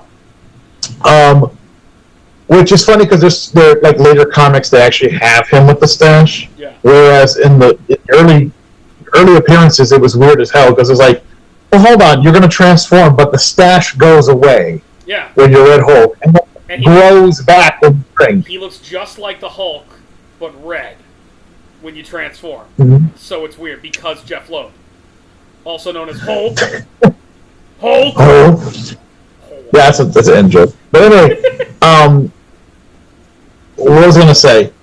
So there's in your Hulk comic. Just draw pictures. I thought that Thaddeus Ross was going to appear in this. Yeah. And that would be those kind of seeds. I personally thought that way because my favorite character in this whole show, who stole the show for me, was a member of the Thunderbolts at one point, and that was Baron Zemo. That was clearly Battlestar. I'm so glad you even knew who Battlestar was. You even knew who Battlestar was. That's another one where it's like, this is a reference, I just don't know what it is. Okay? So that leads us to John Walker. John Walker and Lamar Hoskins are both from the comics. Yeah. When they first appeared, John Walker is actually Super Patriot, and he was basically in the comics. I want people to know this because they actually tried to improve him in this show. Mm-hmm. But in the comics, he's a sellout. Like in the comics, yes, he wants to be a hero, but at the same time, he's such a show. He has no problem without the soul, basically. Huh? He's like Booster Gold without a soul, basically. Yeah, because it was like he had no problem with he didn't have any problem being a symbol or a mascot for the military-industrial complex. No problem with that whatsoever. He totally backed that whole thing. He's all about yes, America first propaganda. He's that guy. And when he got to be Captain, and he took shots at Captain America, and when he got to become Captain America in the comic, because Cap was like, I'm not doing whatever you can't tell me what to do. The government's like, oh, we created Captain America, the shield belongs to us, and everything, that identity belongs to us. If you can't be this person unless you do what we tell you to do. And he's like, screw it. That's not what I stand for. And he turned in the shield costume and left. And that's how John Walker got it. He went from Super Patriots to Captain America. He's pretty much a dick in the early days. Well, and later on, Super Patriot was Norman Osborn as Dark Iron Man. No, Iron Patriot. Iron Patriot thing, okay. Which we saw in the episode in Iron Man 3, your favorite film. Lamar Hoskins was, again, a military person who would become his sidekick because it was like, we're going to make Captain America, but it was like by committee, almost like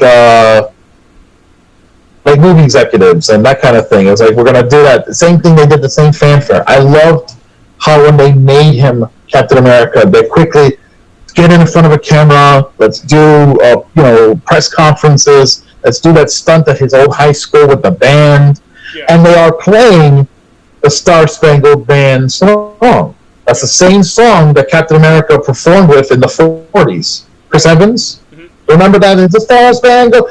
Listen to that song. It's the same song, dude. Yeah. Even the title of the episode is Star Spangled Man. Yeah. They just did it to basically its Drumline's version of it. Yeah. And so in the comics, though, Lamar they really went hard, and they're like, oh, you're Captain America? You need a Bucky. So they stuck Lamar in a Bucky costume. Mind you, he's a grown-ass man. Right. Okay? So he looked ridiculous. Yeah. That costume just did look terrible. I mean, it's fine for like a teenage sidekick, but for a grown-ass man, they're like, I'm Bucky. And then they actually made a group of them. It wasn't just Lamar. It was like two other black dudes, all dressed in his costumes. And apparently, Mark Grunwald, who created John Walker, created this whole storyline that I'm talking about, that a lot of the show took influence from, right? Someone in the letters page let him know that apparently that the word Bucky started becoming like a slur in certain states or certain areas in history for black people. Yeah. Had to do with like disenfranchised farmhands or something. So actually, it's kind of, when it's on a black person, it's kind of derogatory. He didn't know that. Hell, I didn't even know it. And he created an in-universe reason for how their names were not Bucky anymore. Yeah. But they were. But it was a bunch of black people going, they're the Buckies. Come on. And it's like, okay. And even the name Bucky was like an acronym, like battle unit something. I'm like, what the hell? Yeah. It doesn't matter. The point is, so the angry, almost soulless white man, Captain America, and his three black sidekicks are running around and stuff. And it was meant to be controversial. It was meant to be like, yeah, you're not supposed to really like this. This is when Captain America's created a committee. Right. You know, missing the whole heart. And the fact that Steve Rogers is now running around, he says, I'm still going to fight. And he has his own shield, and he's in that black costume called the Captain. So I was kind of looking forward to seeing that too, which we do. As you mentioned, John Walker is Captain America, and in the show he goes through his whole. This was totally like the rise and fall of John Walker. Yeah. I really enjoyed that. I do like how they were trying to make him sympathetic, honestly. Yeah. Because he is. I mean, he becomes sympathetic in the comics years and years later. It takes a long time. Yeah.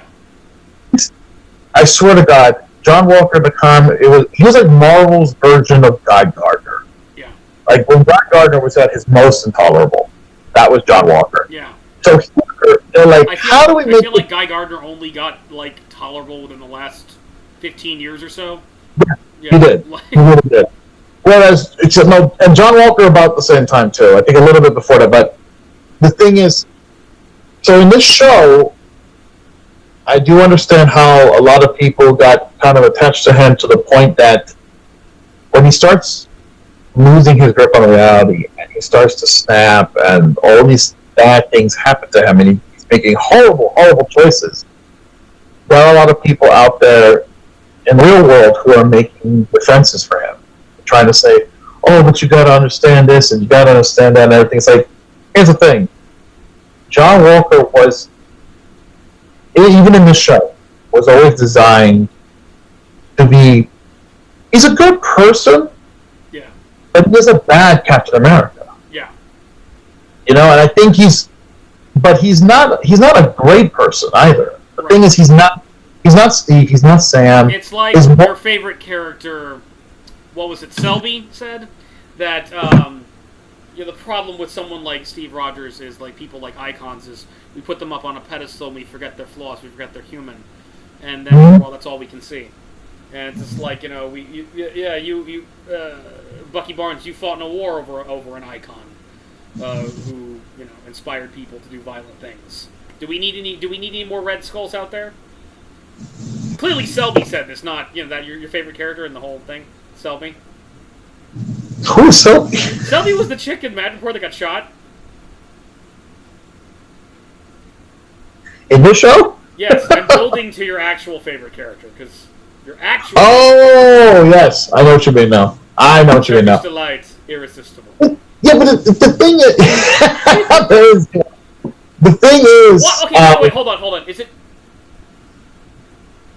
So Baron Zemo gives Turkish Delight to children to lure them into giving them information about where the Flag Smashers are. Yes. So that means that Baron Zemo is the witch from The Lion, the Witch, and the Wardrobe? Once again, luring children in with Turkish Delight? That's a good observation. For me personally, I know it's not Turkish Delight, but when I see a European-esque man in dark clothes giving candy to children in the middle of a cobblestone road, I think of Chitty Chitty Bang Bang. I think of the child napper. The child napper. Or whatever. Come on, kitty winkies. Come on, kitty. That's what when I saw that scene, I kept thinking, oh, Jesus Christ, if they get him to prance around and give him a net. But that was the thing, too, like, it was effective, and he really had no intention of doing anything wrong, but he was still so creepy. The whole time I was like, oh, God, why are you giving him Herbert from Family Guy vibes? Why? Woo! You like that Turkish Delight, don't you? Muscly on paper, boy. Boy, you want some Turkish Delight? You want me to put on my purple mask first? Well, hold on, I got a lot of Turkish Delight. It's deep in my pants pocket. Mm. Those Wakanda women are chasing me with spears. I'd rather see your spear, boy. Mm. Mm. Anyway, I got something harder than vibranium. But for me personally, yeah, Zemo stole the show. I love him as a villain. Like, we have several villains in this. We had Zemo, we had John Walker as a hero who descends into that area. Definitely an antagonist. Before we get to Zemo, like something I want to say about John Walker. I really like John Walker in this because it's like I knew we were going to get to a fight with him. I knew he was going to cross a line. And then when he actually crossed the line, I'm like, it feels like the pressure got to him. It feels like this is a guy who's already seen action and has already probably done a lot of fucked up things already. He's still dedicated and still, I mean, 3 Purple Heart winner. He looks after his people. But it like his ego got to him. He's like, he bought into I'm Captain America, but he was bad at it. He wasn't cool. He wasn't chill. He took the super soldier serum when he probably wasn't ready for it. But at the same time, when he crosses the line, what happens? Flag Smasher kills Battlestar. Spoiler alert, we already had spoilers, so I guess we're past that. And so what does he do? He goes berserk, and he doesn't kill the Flag Smasher, but he kills another one. And he does it in public and cuts his head off Baron Blood style. That's the thing I forgot to mention about Battlestar. That is the character does get that name. I know I went on and on about the Bucky thing, but he does change it to Battlestar because of that.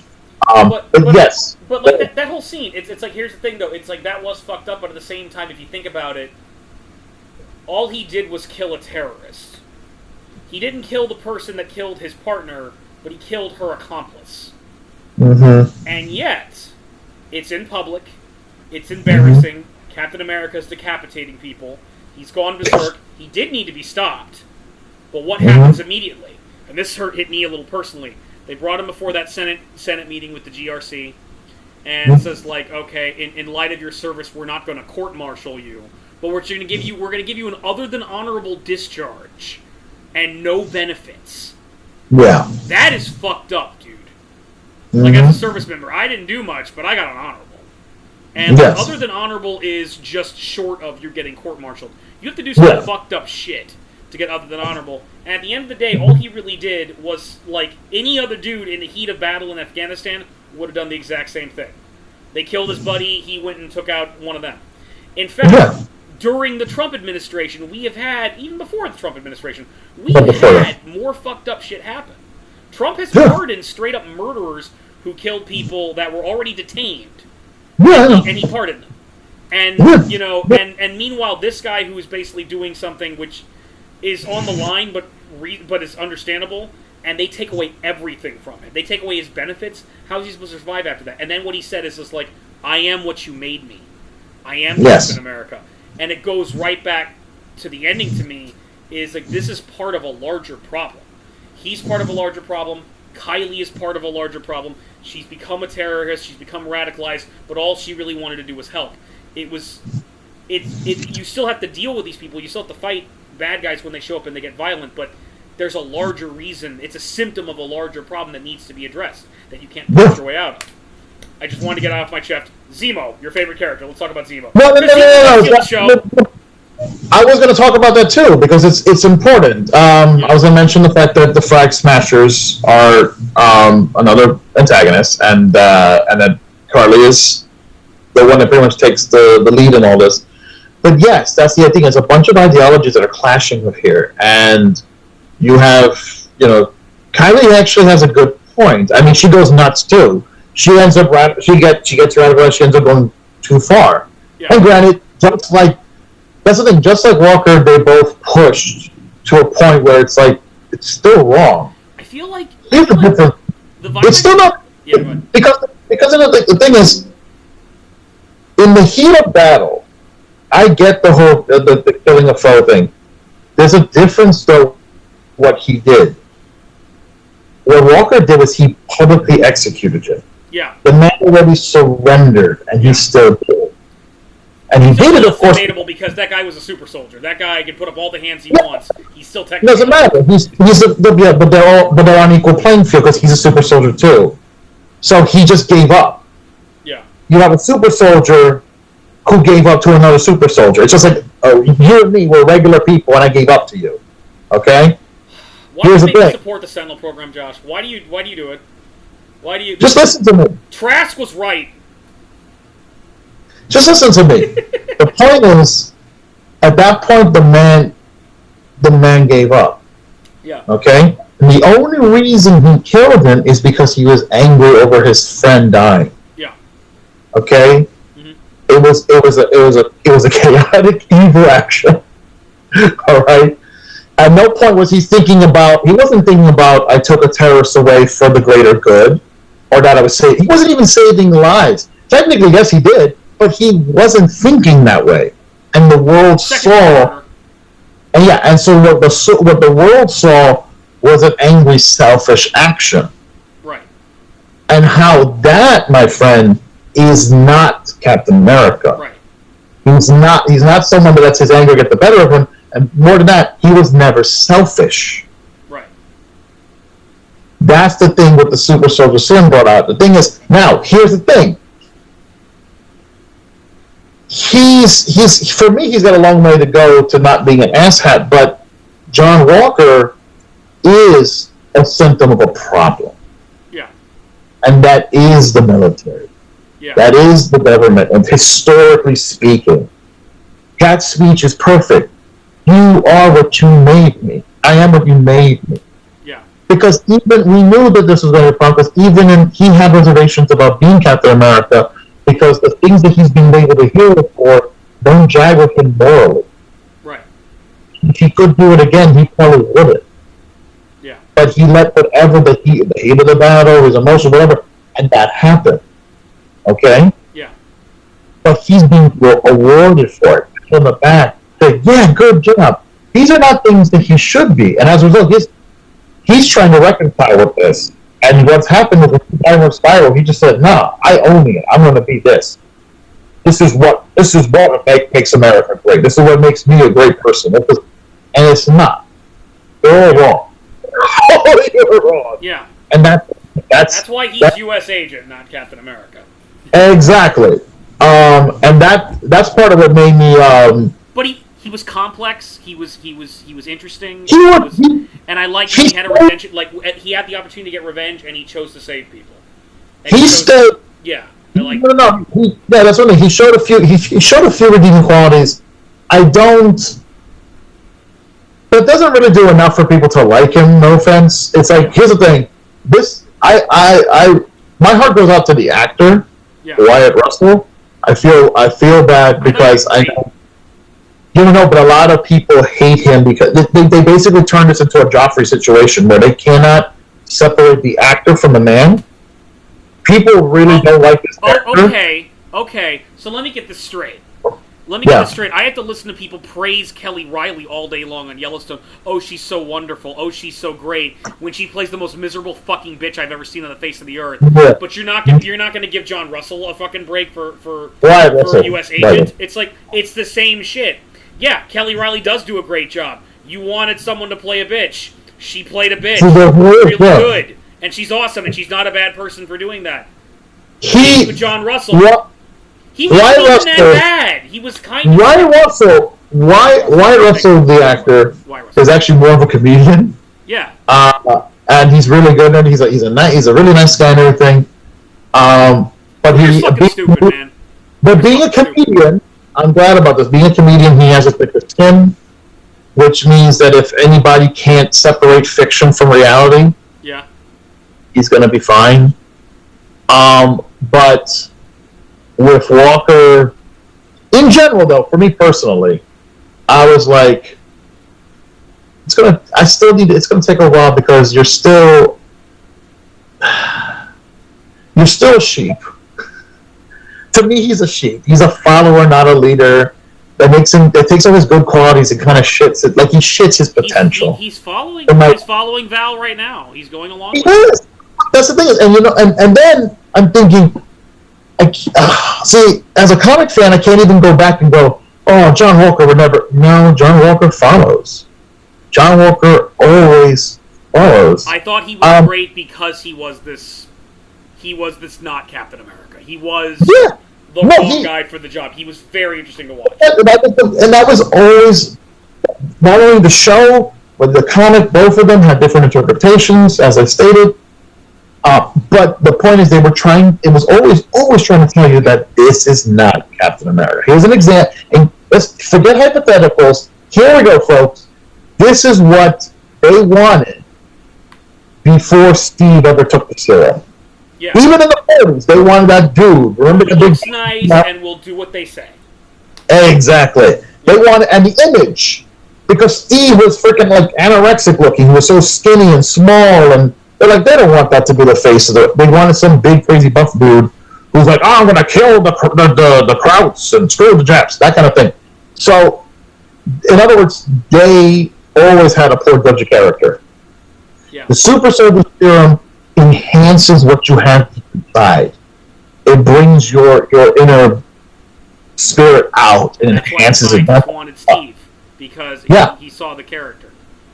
Yeah. He would give his life to save people, and it's just like, you're the one. Steve, the professor who picked him, Erskine, was like, look at this guy. I mean, his strength of character, the fortitude he has here, is better than anything, way stronger than any superpower we're going to give him. Yeah. We need someone that actually can know what it feels like to carry that weight and do the right thing with it. And that's the thing with John Walker. He's not that person. I'm not saying he's evil, but he is going to be prone to constantly making mistakes and constantly fixing them. We can see that in the MCU in every single experiment of that's happened, going all the way back to the Incredible Hulk. Yeah. Banner has anger issues. Banner has problems. Banner's a good guy, but he has trouble controlling that. He becomes a big green monster. Emil Bronsky, Abomination. It was just like, it had great potential, but at the end he becomes a monster. The Red Skull, all that evil comes out and manifests. You know, it's Bolonsky was a lot of it was bitterness and jealousy. Yeah. Because he was bitter about all the young men. Yeah. And everything that the soldier, because they want to retire him or promote him, and he's like, no, I want to stay like a young man and get into my boots dirty and fight in the jungles and all that kind of shit. And they're like, dude, you need to face reality. He wasn't going to. Yeah. And that's why he had that thing. He's an abomination, because he let that jealous, that rage get the better of him. What was I going to say? Finally, we have good intentions kind of being twisted. And it's like, that's the newer version where it's just like, you can't even tell that they're super soldiers until they start fighting. This John Walker, you have good intentions, but all of that damage comes out. Yeah, because he did have skeletons in his closet that he himself did not reconcile. Yeah. And that's what, and also it's a combination of following the wrong people. He's a bad judge of character. Yeah. He's following the wrong leaders, and then he also has no control over his emotions when he gets the better of him. Yeah. If he gets super jealous, he's super jealous. If he gets paranoid, Jesus Christ, he doesn't get. Before the super soldier serum, this dude had no chill. Remember the episode? It's the same episode where he ends up taking the serum. Sam is talking to Carly. Yeah. He's talking her down from this. Yeah. He actually got her to stop. Yeah. But Walker just couldn't effing wait, and he just goes and screws the whole pooch up. And it's like, this is the point. You see, when I watched, I was like, yeah, you see that, those personality flaws? Magnify that when he injects himself. That's what's going to happen. And it did. It made perfect sense. So I'm torn. Again, we have a lot to talk about. I'm torn whether or not we should talk about your favorite character or we should talk about the racially charged stuff and the politically charged stuff with Isaiah Bradley. Because part of me I want to do Zemo first because I can get to Zemo faster. Yeah. I just want to say that talking about Isaiah Bradley, I think that was. Let me just say that before we get into it. That was like heart wrenching. Oh yeah. It was like, and I feel like that's where a lot of the heart of the story was at. Yeah, we're gonna how awesome Zemo is for a minute, and talk about Eastern European Batman.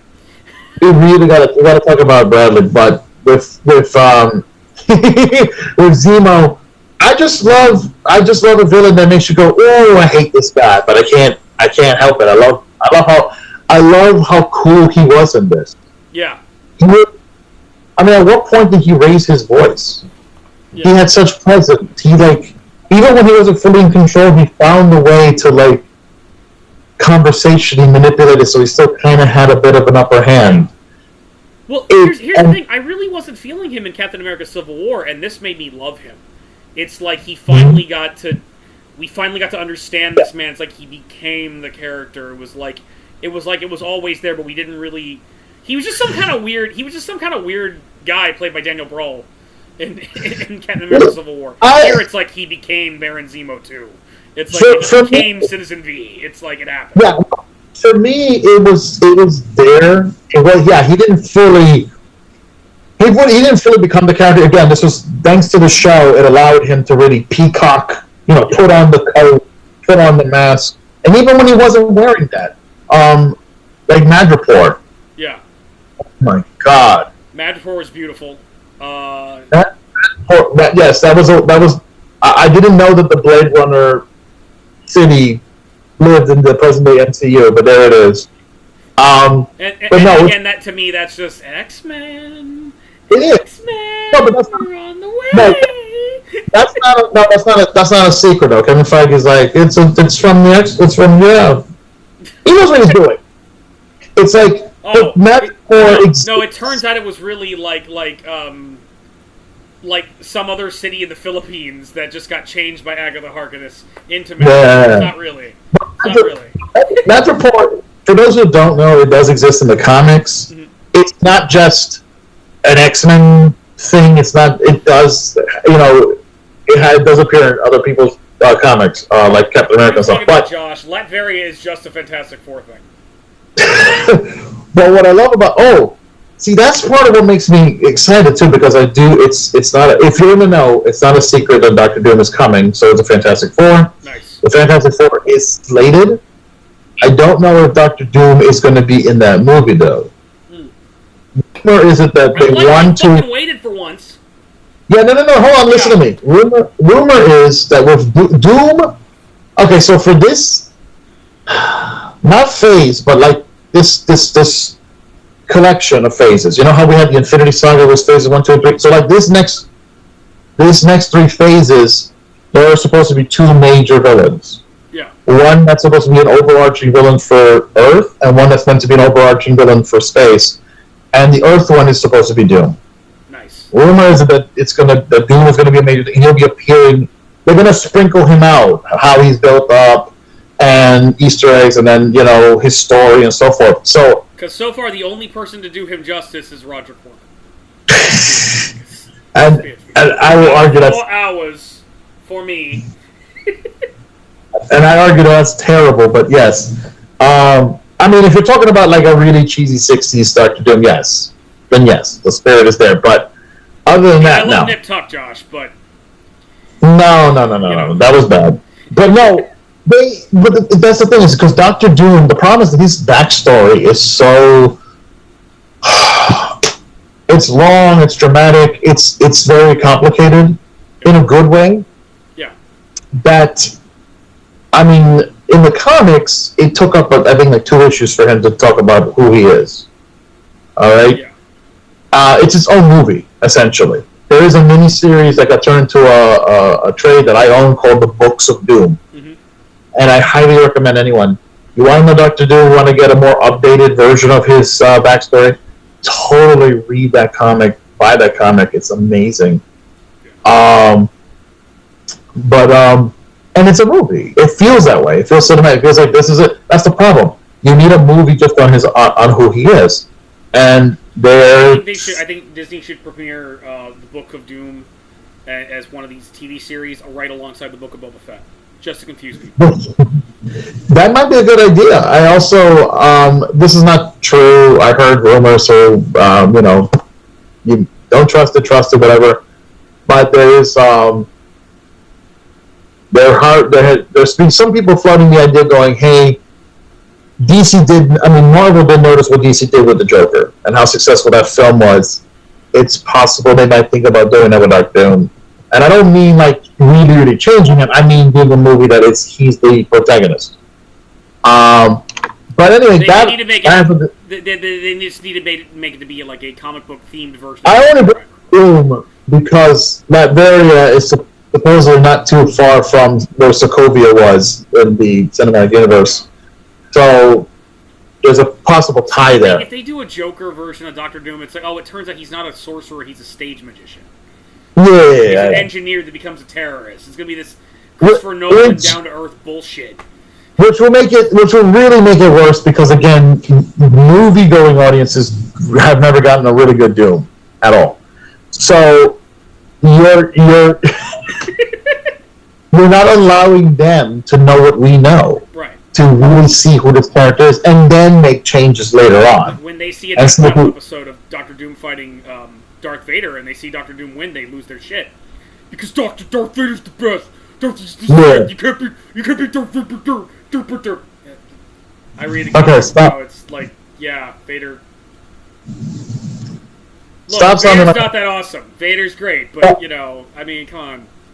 I know. I'm still mad about that Vader Down comic book where I'm so in with the Force. Oh, I can take an entire Rebel squadron all by myself. Who needs a Death Star? I'm Vader because apparently in the Expanded Universe comics, which I don't read, because you're the reader amongst the two of us. It's just like, oh yeah, Vader could go Super Saiyan 4 anytime he wants because that's just the way the Expanded Universe is written. I'm just like, isn't this the same guy that got his butt whooped like in the first movie? Started like get spun out of control. Had a whole robot chicken joke related to that. Screw you. Yeah, this is a guy who doesn't know when to stop. Stop when we get to the higher ground. Oh, I will admit those freaking memes are hilarious. Because I think even my brother posted one on Facebook, which made me laugh at that. Your brother has a problem. Yeah, he does. But your brother keeps on sending me ridiculous memes that are hilarious. You know what I'm talking about? Yeah. I don't know what you're thinking of exactly, but I get like 10 Star Wars memes from your brother a day. And then I get more from Davis on the back end. He freaking had one where it's the scene from Return of the Jedi. So Luke is in the black outfit standing on that thing. And he's like, hey, Dad. You know what this is? Don't you say it. I got the high ground. Oh, son of a bitch. And remember, he cut the bridge in the actual movie too, so he found out. That's it. You can't do it, Dad. I got the high ground, you little son of a bitch. Let me explain why that made me laugh. That made me laugh and cry at the same time, because part of me was thinking, oh God, Lucas is going to see that one day and remake a new Blu-ray where that's in a special edition where Luke has no where they force Mark Hamill to re-record his lines and say, hey Dad, I got the high ground. The best part is somehow like the Red Letter Media guys are going to be involved in that for some reason. Like Ian McDermott's like, I'm not going to be there for that, so they just have Mike's version of Palpatine. Yes, Plinkett, are you watching this? And it's like, why'd you invite me over here? Canon now.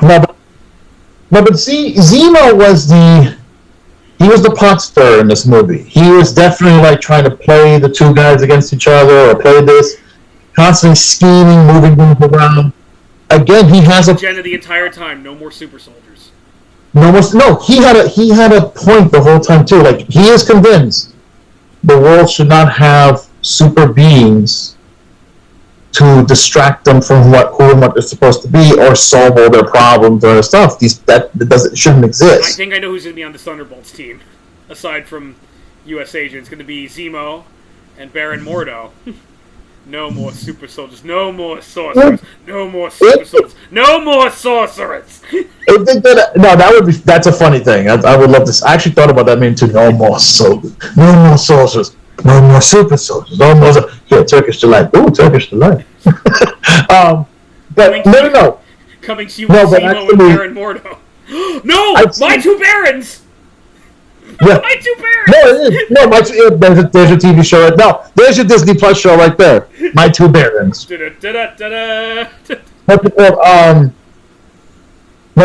Zemo is great. I love how dedicated he is. I love whenever they lose track of him, he's like, oh, there goes a super soldier. Boom. I love that there was really no hesitation in destroying the serum. Yeah. Like, he looked at it like, really? He looked at her like he's trolling her.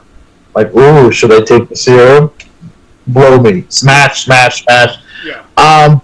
I gotta say this. Before we disappear, I gotta say it. Everyone's done it, but I gotta say it too. I love Zemo dancing in the club. I love Zemo dance. I love the... Reports are happening in place. Which? Those are the three most awkward motherfuckers I've ever seen in a dance club, including you and me. Yes. No, that definitely are moves. But what made me laugh is that Marvel got ahead of the memes. Yeah. And the next day, they played it on the Marvel YouTube channel, Marvel Entertainment, 1 hour loop of Zemo dancing. You can look it up right now too. It's still there. That's it. That's all it is. It's just Zemo, and I think they added maybe a few extra scenes, so it's not quite a couple seconds, but each time doesn't matter. It's still 1 hour of this dude doing the same thing over and over, and they're like, because you love it. It's Empire. So I want to talk about Zemo to then lead me to the Wakandans, the Dora Milaje, and how they go after him. At first, I remember when I saw her, Ayo, when I first saw her, I was thinking, Dora Milaje. I have trouble figuring out this character's name. Yeah, I'm trying to. I hope I'm pronouncing it right. It's spelled A-Y-O. I hope I'm pronouncing it right. The show is Okoye. Okoye. Yes. The show is Okoye. And I was thinking, like, oh, it's going to be Okoye. She's going to be in this thing. And then it's just like, then I look at the face and I'm like, that's not her. And then you reminded me, she was in Captain America Civil War. Yes. And she was with, like, T'Chaka's escort there. And I don't think, she was also in Black Panther. Black Panther, yeah. Yeah. So it's like, but she was like another member of the Dora Milaje. Dora Milaje, yeah. Dora Milaje. It's funny because I'm such an idiot because at first I was like, when they did it, that when they end the episode with her like bring me Zemo or whatever, bring us Zemo or whatever, and it closes, a part of me is going, why would they care? And then like half a sec, it's like, dude, seriously? Did you forget that he killed their king? They killed T'Chaka. And I wasn't killed. It was hilarious because I had to argue with myself going, dude, did you really forget? Like, oh yeah, shit. I kind of did. Because half the time I think about the comics. So like T'Chaka got killed by Claw in the comics. Yeah. but still it's a white man that killed him. And the worst part is that he framed Bucky for it. So I understand. I mean, you could her anger is palpable personally. Yeah. And then of course the flashback about how she helped him, de-brainwash him. Right. It was her who was going through the thing with him. That's a fantastic scene, by the way. Yeah. And she's saying the words, rusted, whatever. And that's it's always it's like kind of like it like bothered me since not bothered me. It's always kind of made me wonder since Captain America Civil War is the very specific words used to brainwash him. It's like they're just kind of they feel so random and yet so specific. I have not looked into what they mean. But what the last one is Freight Car, which is where he died initially, where the bomb went off. It's like it feels like it's very specific trigger words designed to take him over. Yeah. And like as part of the brainwashing, and it feels like there's like a deeper meaning to them, like rusted and 17. It's very specific, like way they went about it. It always kind of feels like it's like this weird poetry that seems to resonate with him. It feels like they if they did a sequel to the show, like about a season or something, which they're not. But if they did, or they did something that focused on Winter Soldier or Bucky, it would be cool to explore the meaning of those words, as if those words do have a connection to him. What happened to him when he was 17, for example? What does rusted mean to him? Is it reference to his arm, or is it a reference to something else in his life? And they looked it up through his, files that they got and stuff. Hey, who knows? But anyway, that would be dope. But I really love the scene with the two of them. I really love the connection between the two of them. Yeah. I feel like there's something there, like a strong, not necessarily a couple, but almost like a deep friendship. Yeah. There's a real bond that the kind of friendship that when people look at it, other people go, oh, they must be doing each other or something, and they don't understand that friends. It feels like two warriors. It's like she's another warrior who kind of. It felt like honestly she was doing what Sam has been doing for other soldiers this entire time. Is like she was like she understands this and is like, and reach out to him on that level. And yeah. And they had to come to blows because, well, they took Zemo. So, but like again, that to me, that fight was a lot of fun. But it was also like kind of the degradation of John Walker again because he got his ass whooped and they weren't even super soldiers. It's like, yeah, it's just like. Well, he says it himself. And seeing as how I am the owner of the World of Warcraft archive, and this has been brought up by Wolf himself. Edge weapons are still dangerous, even in a society which is highly advanced. And the entire point of Wakanda is like, yeah, okay, they're using spears. They're made of a freaking like metal that can absorb sound. It's like I really feel like, seeing as how his video to this is connected to my channel, I want to point out I really feel like Wolf never really understood Black Panther, and it's like I don't see anybody complaining about the Klingons using fucking melee weapons and bladed weapons, but when black people in a fictional setting do it and they're using spears, suddenly there's a problem. It's if I'm 5 foot and I got a knife, it doesn't matter if you have a gun. It's like I fuck you up. It's like, yeah. No, I do love the line. What's with all the freaking knives?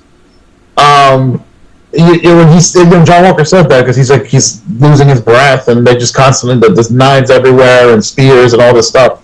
He's like, what's with that? Like, he has no idea how to do that. Yeah. It's the shield or it's either the shield, which he had to be trained for. Okay, here's the point of confusion for me, which I feel like got answered by the end of the show. Was I thought he was a super soldier right off the bat because they show that clip of him using the shield, and it's like, bitch, how are you surprised by all this? I can't do that. No one can, dude. No one throws a fucking shield. It's like that. Like, I always like the shield is actually something that's kind of confusing to me in the comics to begin with, because it's always been kind of just like a skill thing that Cap can do because he's in peak physical condition and he's trained with it. But I also feel like it's not just the skill, it's also the shield too, because the shield's vibranium and can bounce off the stuff and whatnot. But like, yeah, no one, like, dude, using a boomerang's fucking hard, man. Much less a fucking shield boomerang. It's like he wasn't even a super soldier at the time. They just trained him with the shield, and he's throwing it and catching it. Like, I already assumed at the beginning in like the first episode that he's already, or no, the second episode, that he's already a super soldier. They have their own version. They hit him with it, and they didn't. It was like he got it later. So it was like, and then Sam starts training with it, and we watch him like train with it. He has his little Rocky montage, and he actually learns how to use it, and that was really, really great and just very inspiring. It was like, but I mean, it's like, bitch, you can use a fucking sheet. You can use a shield almost as good as Captain America, and you can't handle a fucking sword. I just praise the deadliness of Edge weapons, and I'm talking shit about Walker. Why are you doing that? Because I can't do that shit. Yeah, no, I'm glad, because you're the one that kind of gives melee bladed weapons the side eye half the time when you're talking to me anyway. Yeah. And so you're like, that's a great sword, Josh. I got a gun. Screw you. So anyway, the point is, listen, my opinion changes which argument I can win at a time. That's how it works. Well, no, but I do know what you're talking about. I was kind of thinking they gave him the thing, but I was also like, did they have it? Have they made it? Is it that? But the thing is, you don't have to be a super soldier to wield that damn shield, okay? It is training. It's just that Cap is, again, because he's a super soldier, it's the peak physical, blah, blah, blah. Yeah. But other people can use it. In fact, it's about athleticism, accuracy, and honestly, anyone who's really good with geometry. Yeah. Because, here's an example. In the comics, after Captain America dies, after Civil War, Iron Man has the shield. He gives it to the newly resurrected Hawkeye. Yeah. And he says, give it a whirl. And Hawkeye, being an archer, understands angles and the lines and all that kind of stuff. So he can do trick shots. Yeah. So he throws that shit. He's an expert. Yeah. No super soldier serum. Remember? It's like, he goes, it's really heavy, but once I got used to the weight of it, I knew exactly what to do with it. Yeah. The shield does have that ricocheting factor. I think it does have to do with the vibranium. But it is but in the comics, remember, it's a mixture of vibranium and adamantium. Yes. Whereas this one doesn't. This one is just vibranium. I will have my Wolverine in the MCU.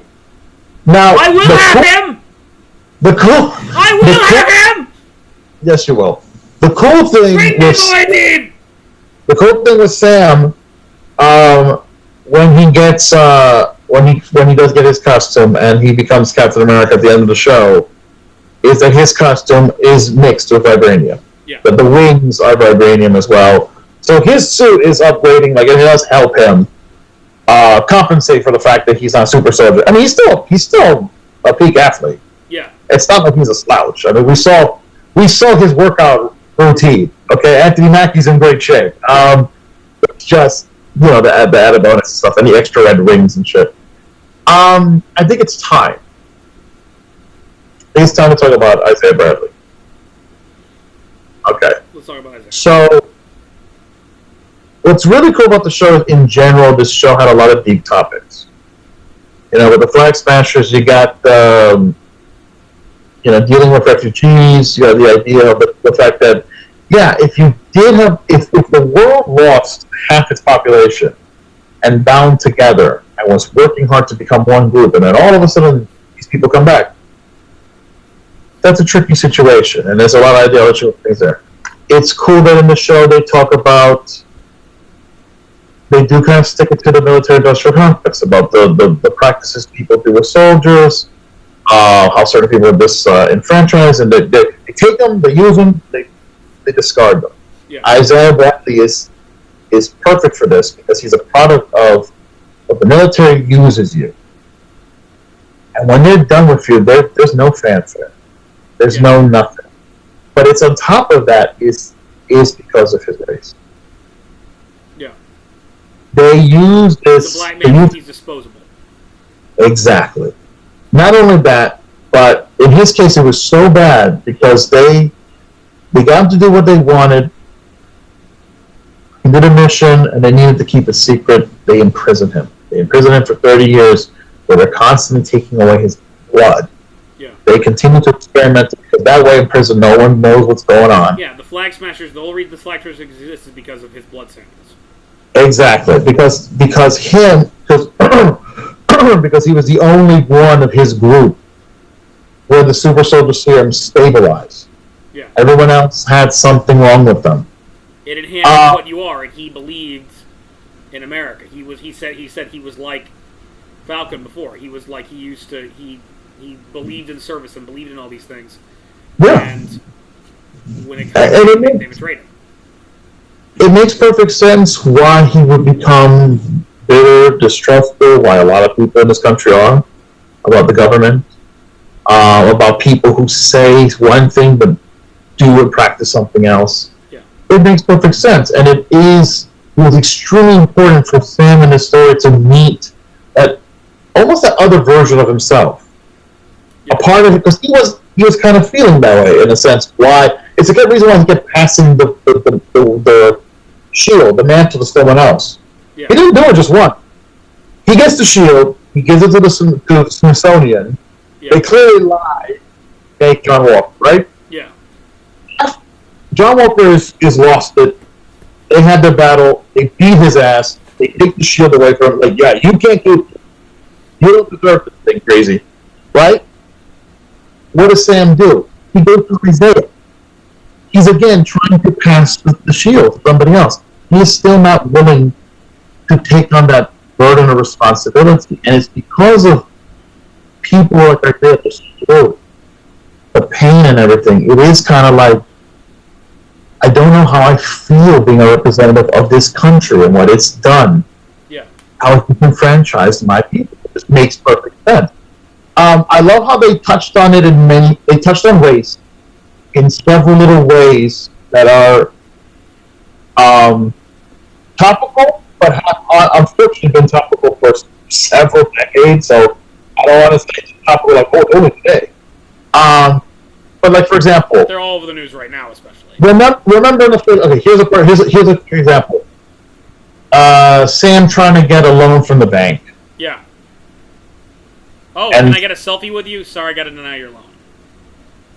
And the thing is that his hands are probably tied. There probably is nothing he can do. Yeah, but it's the way it's done, though. It's the whole thing too. It's like not only that, but it's the fun where, oh, you're a famous person, but yeah, no, it doesn't. It doesn't matter. It's like in real life, he's arguing with Bucky in the street, and the cops pull over. Hey, is he bothering you?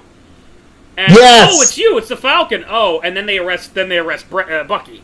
So yeah, well, they arrest Bucky for nothing, but here, yeah, because in the beginning of the show, life just has to crap on both of them. But the point is, in Sam's case, that's complete bullshit. That happens to so many men and women too. Oh, I'm sorry, I didn't know it was you. No. Don't just give me a pass because I'm famous or something. Yeah. If I wasn't, you'd still be pointing that gun at me. Yeah. The point is, you shouldn't be pointing that gun at me. Yeah. I haven't done a goddamn thing wrong that deserves the gun to come out. And it still happens. It's in our news as recently as last week. Yeah, exactly. And what else? There's several of these moments, but it all for a timestamp. It'll probably make sense. But the North Carolina shooting happened earlier this week, which would end up happening after this show came out. It's a shame. But like I said, that's all that kind of stuff. It's like, it's perfect because this is what this show allowed for. If you're not already having this discussion, it's time to have this discussion. Yeah. Okay? It's been time, but here we are. Yeah. And they did it in a very, they did it in a way that actually shows that they're trying not to get completely bogged down. Like, they're trying to, this is still a fun show with superheroes and whatever. But it's still being about something deeper, which is important. Exactly. I almost feel like I'm ill-equipped to talk about some of the stuff. Yeah. But it's just like... No, I actually, it's one of those things where I was like, yes, please do this. Okay, let's pretend Captain America, Steve Rogers was still around. Let's pretend that it's still a story where he loses the shield to Walker or whatever. I still wanted to get deep and political. I still would like them to talk about the difference between the privilege that white people get versus black people, whatever. How would you feel if it was a black Captain America? Blah blah blah. I still wanted to do that. Yeah. It's stuff that has been talked about in the comics anyway. Yeah. At a time when most news outlets were not ready to talk about that stuff in a real level-headed way. Okay. Here they're trying to do it, and I was actually really impressed because you got to keep in mind this is still. I know Marvel Studios does their thing, but it is technically a Disney product, and Disney has a hard time telling the story without it getting either too silly or something. They usually don't handle this properly because they don't know how to. Terrible joke I'm about to make, but I feel like the worst example is probably the Song of the South. Yeah, it's like. I don't know. That wasn't even that bad. It was just awkward, wasn't it? It was just awkward, but you know what happened is their response was worse. When they felt the heat of it, they ran away from it. And it's like, avoiding the conversation is just as bad. Yeah. So, the point is, let's have that conversation. Yeah. Here's the thing. Yeah. Real quick.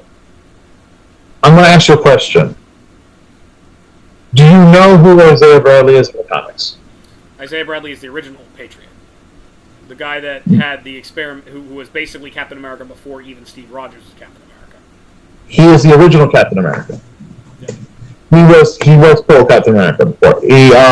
Weapon Zero in terms of the Weapon Plus program. Yes, he is Weapon Zero. Exactly. No, you're right. It's true. There you go. Isaiah Bradley was in the 1940s. Cap, and the super soldier serum does slow the aging process, and that's kind of why he's still alive in modern day. But he's much, much older, and he has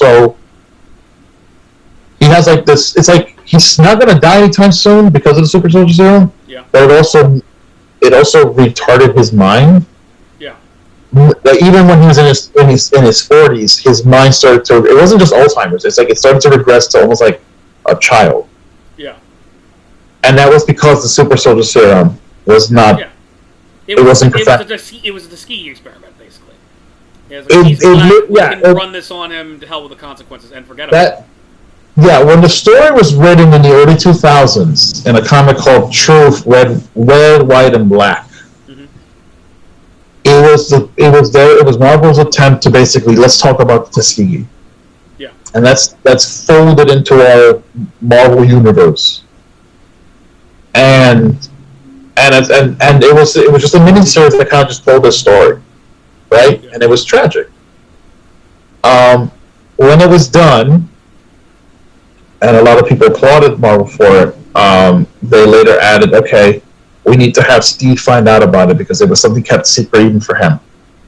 Yeah. And when Steve finds out, he goes to his door and humbly begs for his forgiveness for not knowing who he was or what they did to him.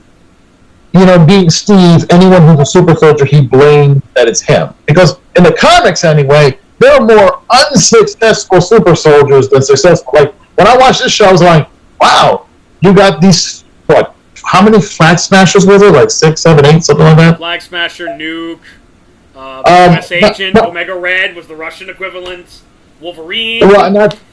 I'm talking about in the show, in the MCU. In the MCU, right now we have the Flag Smashers, we have Bucky's the Winter Soldier's a super soldier. Yeah. In fact, Hydra was making a bunch of Winter Soldiers. Those are the people that Zemo killed in that movie, in Civil War.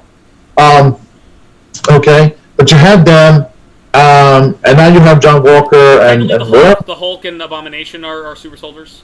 Technically, yes. Technically, yes. Now, about the Omega Red thing, I did hear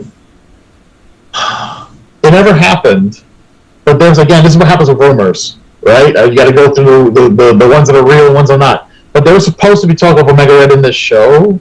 There was supposed to be, and I think it got confused because I don't think it's this show. I think it's more that there's hints of Omega Red like appearing, possibly, or like his name, some Easter egg, if not an actual appearance, a cameo, something in Black Widow. I so want Omega Red. I so want Omega Red in the MCU. Yeah, I know. And this is what I keep telling you. I want my X-Men. I want my X-Men in the MCU in general. This is what I'm getting at. What I'm saying is, the X-Men side of Marvel is huge. It's gigantic. Right? When you say mutants, that's a whole. That's why Fox was able to hoard them like a greedy dragon and be like, oh, we can milk this because there technically is a lot to milk. They got a point here. They milked it by the time we got to Dark Phoenix, Josh. Yes. That was pretty dry. Your brother didn't think so. Your brother thought that movie was A-okay. But hang on, let's not talk about that. All I'm saying is, I'm trying to get to a point.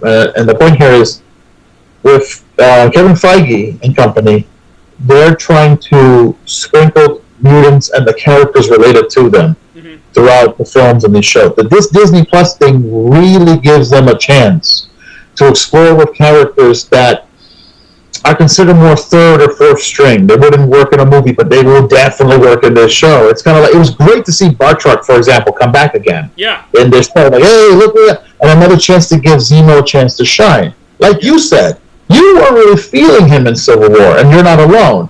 I liked him, but I'm in a minority on that one. But yes, if he didn't live, we wouldn't get the beauty that was Zemo in this show. And I'm kind of hoping Batroc is still alive. He was just bad and critically injured. It's kind of confirmed he's dead. Because they shot him, but it was like, I kind of like, come on, come on, man, you can do it. You can pull through. Yeah, I know, but I don't. Kung Fu another day. It's already confirmed he's dead. He's dead. And honestly, I'm okay with this. I really loved what they did with this guy. He is a real MMA fighter. Yeah. MMA fighter, so that's why he's so good at with his stunts and stuff. And M&M fighter. No, MMA. He love for M&Ms because they're delicious. Ah. Mixed martial farts fighter. No, it's mixed martial arts. Peanut M&M, but with like Miyagi Dojo like. By the way, yeah. Did you recognize the actor who played Isaiah Bradley? He looks familiar. Yeah, there's a lot of makeup on him though. That's why. I couldn't place it exactly. You give up? Yeah. It's Carl Lumbly. Carl Lumbly. He was the voice of Martian Manhunter on Justice League and Justice League Unlimited. Snap! It's Martian Manhunter! Nice, okay. Now, I know you don't watch the show, but on the CW Supergirl, they have Martian Manhunter, but they actually, in this show, they found out that he's, just like Supergirl, he's actually not really alone. There's some Martians who still survived, or white Martians live. Some Green Martians actually survived, and one of them is his dad. Yeah. And his dad is played by Carl Lumbly. Nice. So on the show, they were able to have both Martian Manhunters have shared the screen together and everything and stuff. Nice. But yes, that's him.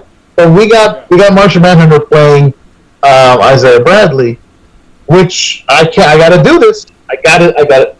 Should I do it? I should do it. So what are you talking about? The Manhunter is actually in Falcon and the Winter Soldier. Why is Isaiah there? Well, he just had to transform and tell Sam the Darkseid's coming in the Marvel Cinematic Snyder Cut. See, okay, that's the thing. After Sam and Winter Soldier left and were arguing, the cops were playing over, he went out of the back. I'll be back in a minute, son. And he leaves, walks away from Patriot 3 or Patriot 2, and then he goes and he has some conversation with Lois Lane at the Daily Bugle as Martha Kent. He just like shifts. It's like about Clark being on. I need to talk to you for a minute. And then the worst part is Sam takes him in and shows him the monument of Isaiah Bradley, and then he just looks at him, and instead of hugging, he just turns into Martian Manhunter. We have something to talk about. I'm not actually Isaiah Bradley. I'm just taking his form. He died a few years ago. I'm actually here to warn you about Darkseid. That really undercuts this moment that we were having right now. Sorry. No, I got a better theory. I think what happens is that he stops talking to, when Falcon leaves and goes and does his thing, he says, I gotta go outside for a moment. Transforms, flies away, and it's all an attempt to get Superman to leave the DC universe and go to Marvel. It's far more interesting over here. He's trying to. They do the same thing to Ben Affleck as Batman. Like, remember when you were Daredevil? What? I remember. Just come on. Just get over. Your mind has been changed. Come back. We'll figure. You can have a mustache in this world, Clark. It's okay. He's like, we have a much better Daredevil, but you can be somebody. Just come over here. You can be Kevin Smith's friend who just has an awkward cameo. Daredevil swings by. I used to do that. Bullshit. Give me what else? Bob. What else do I want to talk about? Fun times. I was surprised that in a comic show. We're good. Oh, another moment? Yeah. I forgot to mention, which didn't help John Walker's PR at all. So remember, Bucky gets arrested, like you said. Sam goes down to the precinct with him. Yeah. And John Walker bails them out, but they have to do the therapy thing, which was hilarious. Yeah. But when they come out of the precinct, what does Walker do? Puts on the sirens and fucks with them. Tone deaf like a motherfucker. Seriously. Josh. Again, his world, in that world, it doesn't mean anything. But for him, we just watched it. We just saw the scene about how he almost got shot, if you will. Yeah. / arrested by a cop for just being. And it was like, the last thing I want to hear is a goddamn siren. And it's you. Again, today's been the longest day with you and your friend. And you try to, hey, maybe you can be my sidekick. Oh, get out of here.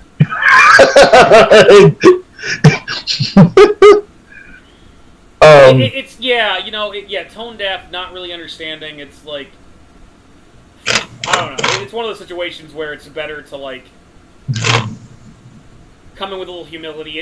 I feel bad because it's like you kind of get this. You get this feeling like it's like he almost doesn't know any better. He doesn't know what to say or do. It's almost an impossible situation, and it's just like. And I feel like they probably could have been a little bit more accepting and welcoming of him, but at the same time, I totally get why they're not they're like, fuck you. And at the same time, he didn't really do a whole lot to mitigate that, how they felt about it. No. And it's just like you can't just come in here walking around carrying that shield and wearing that and telling us you're Cap.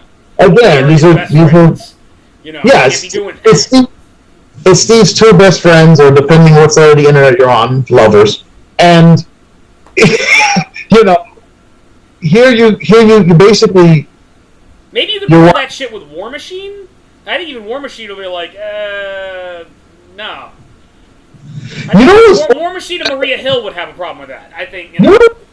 I actually thought he was going to come back in the last episode because Don Cheadle was there in episode 1, and it was a trip because there's Don Cheadle going, dude, what the fuck are you doing?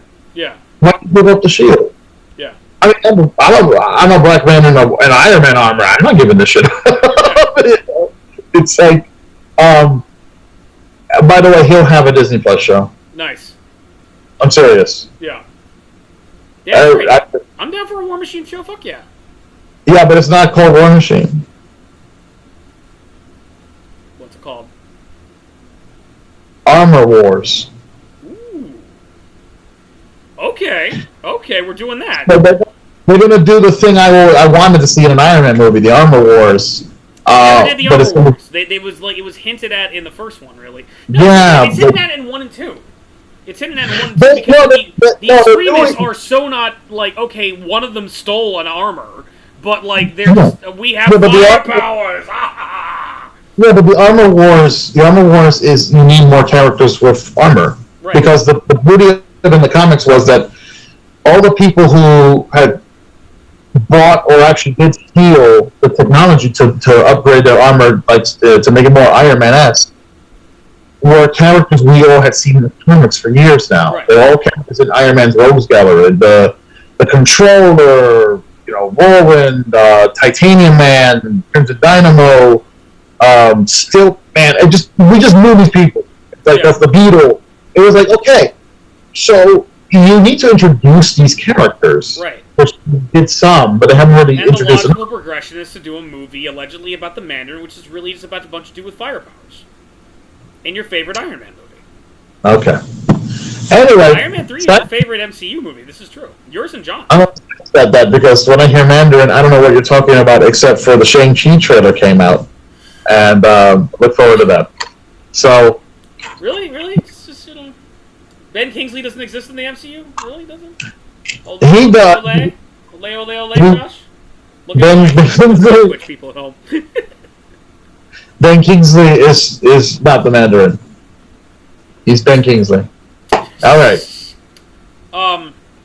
It's what else? Well, I kind of like. I feel like it's I almost feel like what you're talking about, like Captain America going to Isaiah Bradley and apologizing for not knowing. I feel like in many ways that's kind of what the past couple years has kind of like said to us, because these issues have been around forever, but it's like it's chocolate rain. It's like there's a huge problem around everybody, but some people either don't know it exists or choose to ignore it.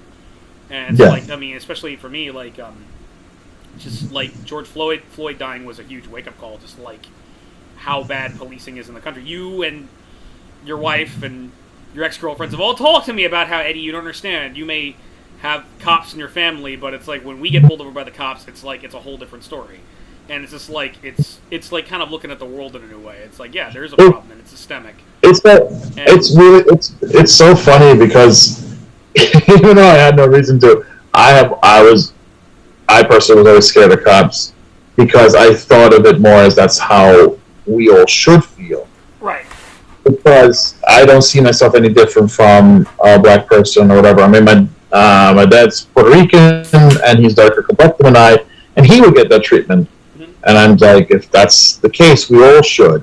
Right. And that's really awful because it's like, in other words, but that's the thing is, like, nobody should be getting that treatment. Yeah, exactly. That's a really shitty mindset, though, to grow up and think, well, either everyone should be treated fairly or everyone should be treated like a suspect and like shit. Yeah, and as a person who has family in cops, it's like, okay, I get cops are under a lot of stress. We throw Yeah. Like it's been brought up. It's been brought up. Like there's one of the chief of police talking that like, oh, there's like a cat gets lost in a tree. Go get the cops. Oh, there's a homeless guy causing problems. Go get the cops. Oh, there's a domestic situation. Always everything's put on the cops. It's like John Walker. It's like throw all this stress on a person with a gun to solve all your problems, all of society's ills, when we really should be spending some money and actually solving the problems. Yeah. And it's complicated. It's not like you can't just push your way out of your problem situation. And I feel like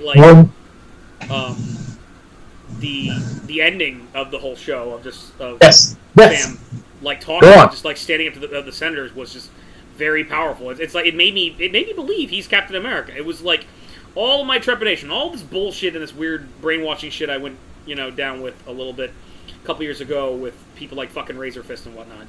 It's like I was a little dubious about that because of some of those stories weren't that good. But it was like, no, he convinced me he's Captain America. Not only did he do the job and save the day, but he shamed them. He did what we should always do. He shamed the real bad guys in the story, or he shamed the people that caused the problem. That we should do better, which is something Cap would do. And that knows no complexion, that knows no borders, that knows no race. It's like we all, we all can do our part, and it's I don't know. It was powerful. It was like it was very. It was a discussion that needed to have happen, and I already hear the Jeremys of the world. Oh, it's like it's SJW Marvel now, or all this other kind of bullshit. Where it's just like they don't get it, they don't want to get it, and that's so sad. It's a real issue. It's like that's really sad. And the point is, it's just another facet to put into it because it's Captain America isn't about the government. He represents the ideals of what the country stands for. Yeah. We have never fully grown into those ideals. To be honest, when they wrote it, it was really more like what we wish. It was a wish list. With some laws, yes, but there was a wish list of what we should be, because they knew when they were making it, we weren't there yet. Right. Straight up. They knew. They just couldn't, they could not be blatant about it because it was supposed to be about healing. The country was new. But it was always meant to be amended and fixed as time went on. We were always meant to be a work in progress, and that is not supposed to be seen as a weakness, but a strength. Right. Evolution, not death. Yeah. So, with that said... We're not perfect, but we're always striving for perfection. Yeah, but I say this because there being a black Captain America is yet another, it's just another chapter in the story of America itself. America was built on the backs of black people as well. Their story should have been told.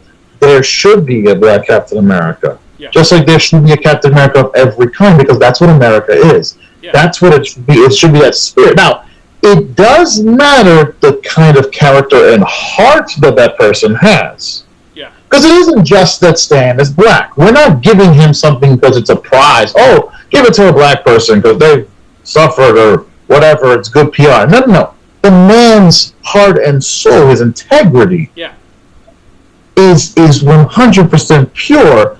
He just so happens to be black. Yeah. And that's the same thing when the torch is passed to a woman or an Asian or Muslim. It doesn't matter. It's the integrity. It's not about, oh, we got to give it to the next person. No. That person deserves it. And chances are that person who deserves it doesn't really want it. That's how you know they deserve it. Yeah. When they have that character. That's why when they have that moral fortitude in that, because they understand the weight of it. Right. They respect that shield. They respect those ideals so much that they're afraid they'll let it down. Yeah. That's why this show existed, because Sam needed to go. The journey of episode 1 to 6 for Sam Wilson is, I needed to rediscover my own worth. Yeah. I thought I was confident. I thought I was cool. I thought it was okay with me. But clearly I had issues, other things that don't resolve with everything that makes who I am. Yeah. The good, the bad, and the ugly. He had to go on a journey and to rediscover himself and deal with stuff that he didn't even realize, which I feel like it's kind of like, as a person who's like always had respect for cops and then like kind of didn't realize, like I always knew the country had problems, but I didn't quite realize how the scope of it. It's like you kind of have to rediscover it and kind of re-quantify it, and even maybe go down a dark path and come back. and learn something. It's like, which kind of brings me to Kylie, because I think we've been avoiding talking about Kylie. Yeah, sorry. Let me get my joke out of the way. It's like anytime she's on screen, I feel like Ed Sheeran's going to start singing, and there's going to be like a weird music video. She's always in a hoodie, and I love her smile though. Her smile, like that first one where they see her, and she's like. But when I see those freckles and everything and that accent, I think she's gonna sing me a Celtic folk album. Yeah. No, the Mummers dance is going to come on, but yes. Like, I found what was interesting what they were doing with her is I feel like the Flag Smashers were kind of like... I was thinking about it felt like a weird... Like, it was interesting because, like, the thing is, like, they were going after people that had come back, or they're like... No, not even that. They were going after institutions that were not helping the people that were getting kicked out because people were coming back. It was all very complicated. It almost felt like it was a weird fusion of Antifa and QAnon to some degree. It's like good intentions... gone to an extreme, or Al Qaeda. It's like it's a symptom of a larger problem. That's it. Like there's a social ill going on. No one's getting help. My only solution is I have to blow things up to get attention. Yeah. And she'd gotten radicalized, and she had to like. I mean, that's the thing. Like Zemo had me going. Like she's far gone. It's too late for her. I have to do it. I mean, you know what I love is when I enjoy because again you're like me. We love our villains. Yeah. I like complex villains, but I love that's the thing is. You just love to hate these mother because he's still wrong. Yeah, because that's the thing. He probably there might have Sam might have had a chance if he hadn't have shot her. You know, it's like, he's still evil. He's still wrong. But is he? Some of the things he's saying, and the worst part is, dude, you can make a drinking game out of how many good points he has in this show, and get drunk, man. Because and my favorite is every time he'll say something. That was just spot on. Yeah. Right? Mm-hmm. Something you agree with. Just pay attention to when Bucky and Sam look at him and go, shut up. Stop saying good things. You're bad. You're bad. I don't want to like you. You're don't bad. Talk. Remember they're in the plane and he's, what's it called? Because Bucky's list is in the same book that Steve had. Yeah. And how Steve wrote that list of things he wanted to, get into the world.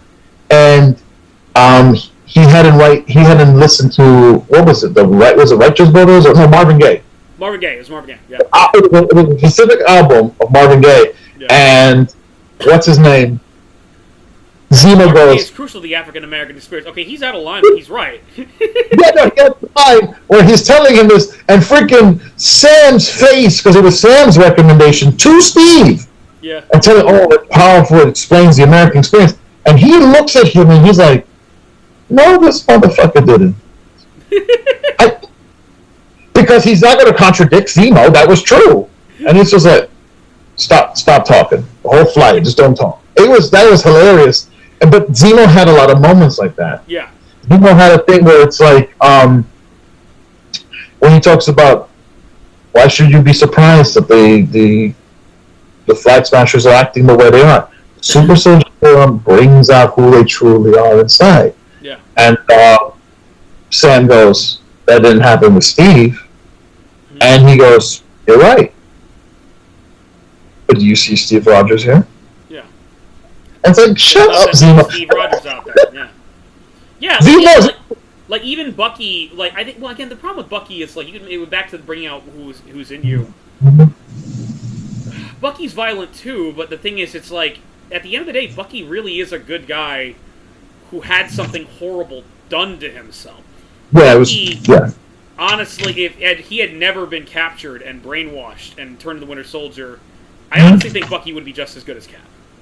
I honestly, I don't like. This is like he's got damage now because of what they did to him, and he's violent for that reason. But at the same time, it's like he's also there's a control there. There's like this is a man who's watched himself kill before, and it's like his path is like dealing with the horrible things that he's done. And he wasn't in control. He was brainwashed. He wasn't driving, but it was still his body they used. It was still him. Yeah. It's still his hand. He knows he killed Iron Man's mother and father.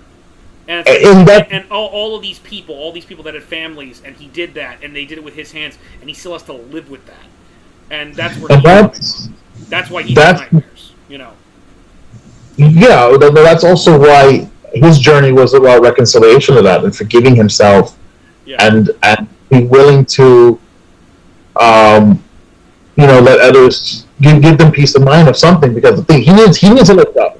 We never get a conclusion as to what that old man said to him.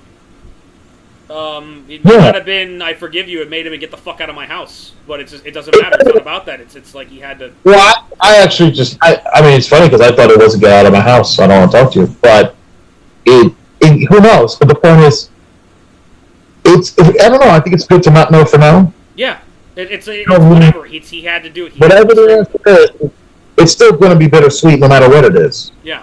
And the thing about it is that Bucky's ready to move on, though. He's finally ready to go. I think because part of him was like, if the super soldier serum brings out the true you, in his brain, he's thinking, then truly I'm a killer. I was a soldier, sure, but there's a difference between a soldier and a killer. Yeah. He started, and he could not separate the brainwashing from the killer. Yeah. That's what was always eating at him. And this happens in the comics, too, where even when he did become Captain America, it was something that he wasn't very happy with, because he never felt like he really earned it, or he always felt damaged. Yeah. That's the thing about the Winter Soldier. The Winter Soldier still has a hard time accepting that he's a good person. He feels like that person is dead. So there's an emo aspect to him in a way. Yeah. But it's understandable. It's a PTSD sufferer. Yeah, it is, and it's a survivor. It's a POW. It's like this is something that was done to him. He has reason to wear eyeshadow, which he doesn't do. But they purposely put him with the perfect person to help him, and that's Sam. Who, again, you mentioned, what was his job before all this? Was to help veterans. Yeah. Who with PTSD or rehab, all this stuff, and it's like, yeah. That's why with that montage, it was great. He has that heart-to-heart with it. When they finally got over their bickering and bitching, and they started really admitting the fact that they're friends, which they still won't say that they're friends, but they're friends. And it's like, yeah, man, it's okay. You gotta let that go. You gotta be willing to deal with whatever. And they both psychoanalyzed each other. It was hilarious. I thought it was really great. They're helping each other out. So many good things. This damn thing. I feel I want to talk more about politics and like about what this show means. I don't know. I'm worried that maybe I'm ill-equipped to talk about it, or I might say something insulting. But I thought it was if nothing else, it's good to have the conversation and to talk about these things. And it was to address it. And again, it's it's one of those things. This shit's been going on for years, but it's just like you said, it's about evolving. It's getting a little bit better. I think we are getting a little bit better. It's like as we go along. So. Yeah, we need to admit we were wrong, or that there were wrongs done by other individuals and so forth. However, while it is good to admit it and to get it out there, the point is, okay, it's done. Now what are you going to do? Yeah. Because there is a problem where people are, I'm sorry, do we need to do... yeah, but you're getting bogged down with it when, first off, it was generations above you, before you were born. All we're trying to say is just understand that it happened. Let's work towards making amends. Right. And then after the amends, let's move forward. Yeah. Push things to the next generation, next future, into betterment. Yeah. That's what needs to happen. And also, you know what? Don't be one of those people that gets discouraged. Yeah. Because I too have been one of the people that has felt, I want change, but I'm impatient. I want it now. You and I both. I want this and to do that, and there's a lot of men and women that have felt that they're our age, younger than us. They're coming and that's fine. But you know what? Don't lose sight of the fact that if you're willing to change and you're doing the work, then be happy with it. Yeah. And be happy that you're starting it. You're keeping going. Yeah. Don't get depressed that in your lifetime you may see it. Be excited. Stay positive and focus. It's like stay positive focus, because that mindset is a poison that has stopped people from making progress. Yeah. They gave up and then they joined the side that didn't want change. Yeah. That's the problem. You have two people who are happy profiteering off of this misery, and then you have the good people that gave up and did nothing because they go, well, it's bigger than me. I don't know what to do. That's the problem. Start with something simple. Start with a simple step. Yes. Yeah, and keep going. Don't put, out, you know? and don't give up. Yeah. And don't give up. Well, I feel like to me, it always come back to X-Men, because it was like one thing I've liked about X-Men, and by extension Marvel, and by extension comics, is people of all walks of life working together, and kind of, you know, just recognizing what we have in common than our differences, and just like anybody can be a hero, anybody can save the day, and it's just like it's kind of a nice thing I always like, and I believe and you know, on a cosmic level, so. And that was great. We've been really avoiding this. Let's talk about Sharon Carter. I was trying to get to her. I felt like Isaiah Bradley. It's like, no, we got to stop. We got to talk about. No. I'm not saying that was bad. I'm just in my head. I kept going. Okay, I'm waiting for him to stop so we can get to Sharon, because we got to get to Sharon. Maggie, my Flag Smasher joke in about how just any minute now, just like she's looking on her phone, and then all right. So Sharon Carter again is an example of the military kind of discarding you. Yeah. In a sense, because again, she was a loyal SHIELD agent, which turned out to be corrupted by Hydra. Yeah. And that's not a metaphor for anything.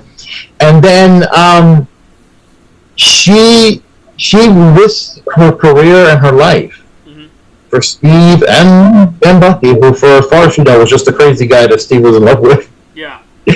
Okay. But she stole that shield and got it to him and everything, and she's been on the run ever since. That's the thing people didn't realize or didn't talk about, was the fact that, I mean, a lot of people, fans, forgot. Yeah, they're like, oh shit, that's right.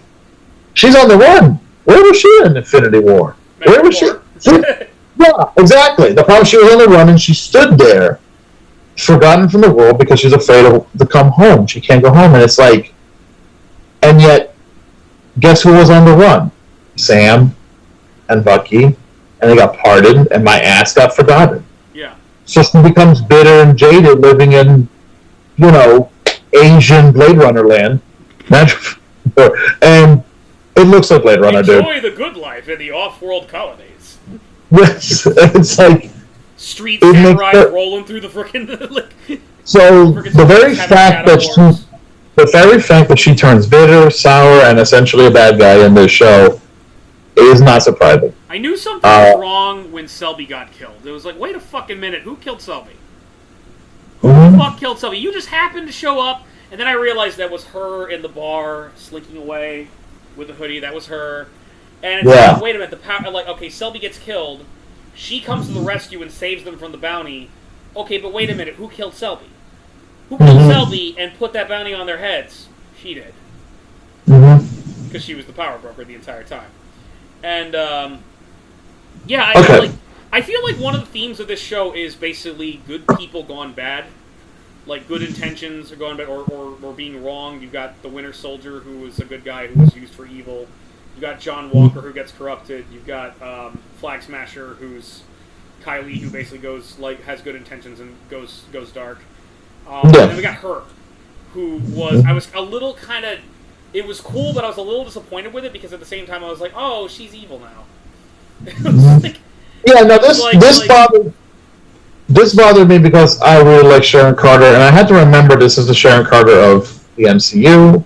Yeah. And that these do make, based on where we left her and where they wrote, these do make logical steps. Yeah. I get it's very organic of why she becomes and how she becomes his character.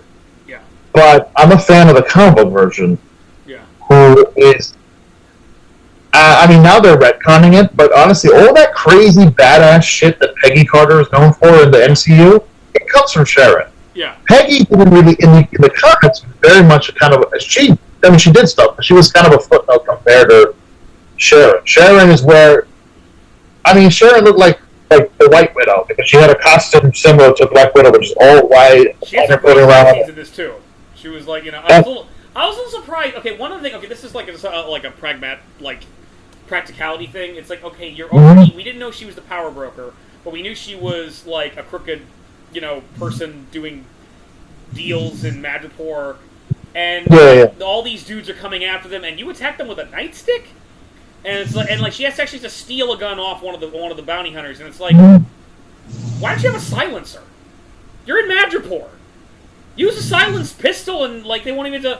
Zemo would have brought a silencer. That's all I'm saying. No, it's true, but it's like I think the idea too is that she plays on her appearance. Yeah. And unassuming nature, and the thing is, she is an expert at close combat. Yeah. So when she comes in looking like she's a little girl nobody, she already psychologically beat you. Yeah. Because that allows her to get in and quickly beat you disarm you without getting shot. Yeah. Someone else would have. That's how it makes your gun useless. Because she's fighting you here. Yeah. As well as with this. So I want a Black Widow Sharon Carter fight, which I don't know if we can get at this point, but it was like I want it. But if but that would have been dope as hell, and that's the thing. So like, see, for me, I mean, again, I was disappointed because it's like, oh, but I really want a good guy, Sharon Carter, and everything. But okay, fine. Another thing I was disappointed at is how by the last episode they expect me to be shocked that she's a power broker. I'm like, it's at this point it's telegraphed. Like at first they were like little things here and there, but as we got to episode 4, I'm like, she's a power broker, isn't she? They're trying to hold it like it's a big deal, but I bet you. I felt like if she wasn't the power broker, we need like a freaking suspect list. It's like you got to drop some more, like, or you have Val have some kind of weird conversation. Okay. Val is the power broker. Okay, so show some like Ogun. Have some old aged Japanese guy who's just like, yes, here's the thing. You know, like making some conversation. Okay. You know. So here's the thing. Yeah. The power broker is a deep cut from the comics. It is a character that Captain America's faced. In the comics, power broker isn't just it's a guy for one, but it isn't just a guy that makes deals. It's a guy who literally has the power to give you powers. Yeah. He can change your genetics. He makes metas with his hands. Yeah. But then he signs you. He gets you into a contract where he owns you. Yeah. And if you don't do what he says, he can take the powers back. Right. Literally. All right. There's been more than one power broker. There actually has been an evil female power broker, but again, it's a deep cut character. Like, okay. Power broker at this point is more of a title, but with similar stuff. All right. Also, I got probably gonna start doing that with her stolen shield and government crap. You know? Yeah. Now, hold on, I got stumped here because there was what was it? Okay, so Zemo banks on the fact that he's a criminal. Right. To go into or just walk into Madripoor. You're the Winter Soldier. You're going to be my bodyguard, and then Sam. He tells him he's going to be Smiling Tiger. Yeah. So that was just that was funny, and the name, and then how Sam was. That's another Zemo moment where Sam's like, "Oh, you're going to have to dress me like a pimp because I'm black," and it's like, so American. In all the rest of the world, that's a fashion-forward thinking black man would wear that, but only in America would you think pimp. And look, the truth is, the thing is, I've seen a lot of European clothes, and yes. Yeah. There's a lot of European black men who do dress like that. Yeah. So it's not considered tacky. It's really nice. That's fine clothing. Yeah. So he embarrassed freaking Sam again, making me feel like he's like less black for not knowing that. That's hilarious because he's like, I hate you. Stop me, Zemo. I was like, Zemo killing it, man. How do you know this shit? What? You were just trying to like kill superheroes. How are you so cultured? I hate Zemo! It was the whole time. But Smiling Tiger is actually like a D-list Captain America villain. I didn't know that. Yeah. That's the only character I had no idea was actually a character. Does he eat snake eggs?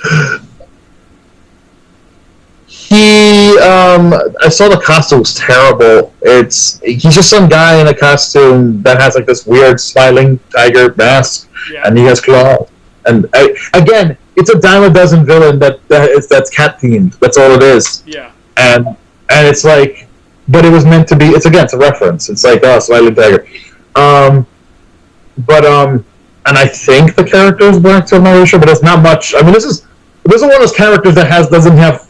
Really, even a Wikipedia entry. I kind of figured out that, like, okay, she was the power broker by the end, but at the same time, I was like, I appreciated the intrigue. Yes. I appreciated that, and I was like, I wanted to see where it goes, and I'm interested to see what they do with her in the future. I feel like the villains here were much more like, okay, back to WandaVision. The complaints about Agatha, it's like Agatha was, I think the performance was really, really great and really awesome, and I feel like, but I do get the point that you made, that it's like, it's frustrating because it feels like it needs to be expanded more, and fleshed out, and instead of just like, I'm Rita Repulsa, I'm just evil. No, I want you to have a good explanation for why you were there, and why you were like trying to figure things out about Wanda, and why you were involved in this. Like, or maybe you want to be the Scarlet Witch, or you want to contain the Scarlet Witch, something like that. I felt like here, all the villains were much more fleshed out, and like, they all had their own arcs, they were all complex and interesting, including her. Yes. Like, the worst part about it is, it's like, oh, I like you as a hero. Yeah, exactly. Yeah, but at the same time, it's like, yeah, but no, I get it. I get why you would do this, and I'm like, I'm interested, like, I wanted, it was like, it felt like it was spoiling me. It was spoiling me on references. It was spoiling me on context. It's like, okay, give me more villains. Don't just hire fucking Patrick. Hire some other dude. Hire, I don't know, like, hire like Copperhead. Hire Copperhead, that guy that Punisher killed in Civil War. Hire him, and just as a rep. Why not, Josh? What's wrong with Copperhead? Because Copperhead's not from Marvel. Yeah. Oh, well, that one got gold. That golden. What? Goldbug. Yeah. Or I don't know. Like, Vermin. Have a Rat Man show up who controls rats. Okay. Actually, Vermin is a Captain America villain too. Actually. Yeah. But anyway, no. What I was gonna say is, the thing with the when I said about the Power Broker, like, I have nothing against Sharon Carter playing the Power Broker, being the Power Broker.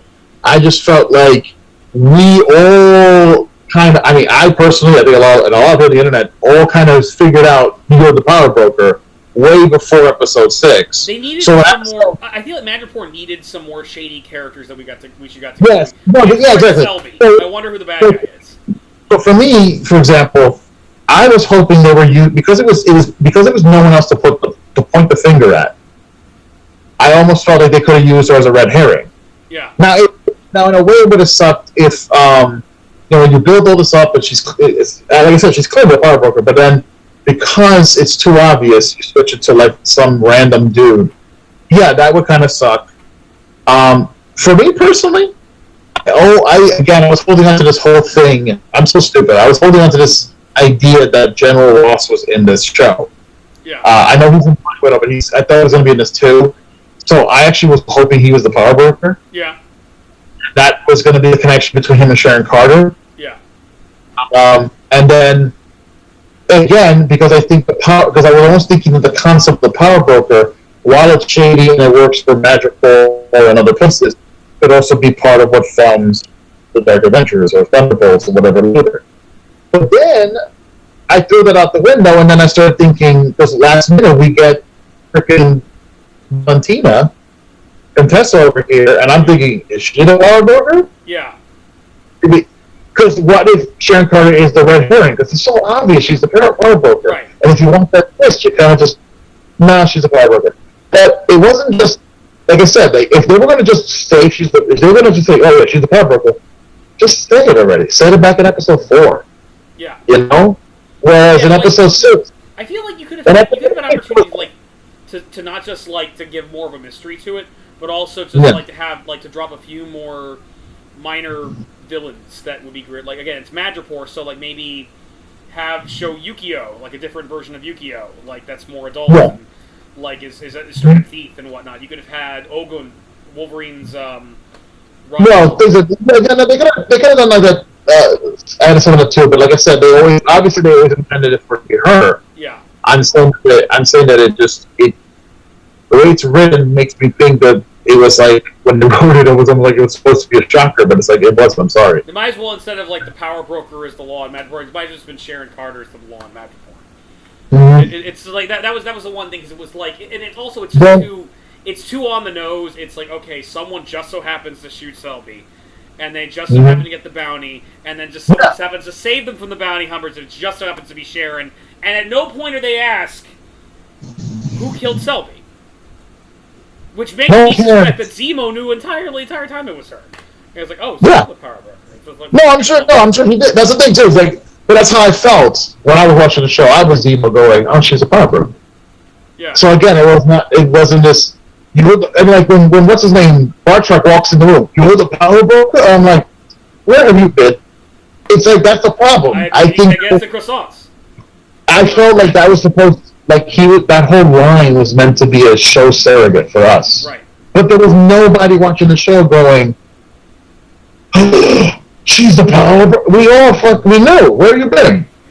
It was like the worst kept secret. Yeah. And that's what I'm trying to say. And it's like, so that's. I think that one thing is the only Washington D.C. That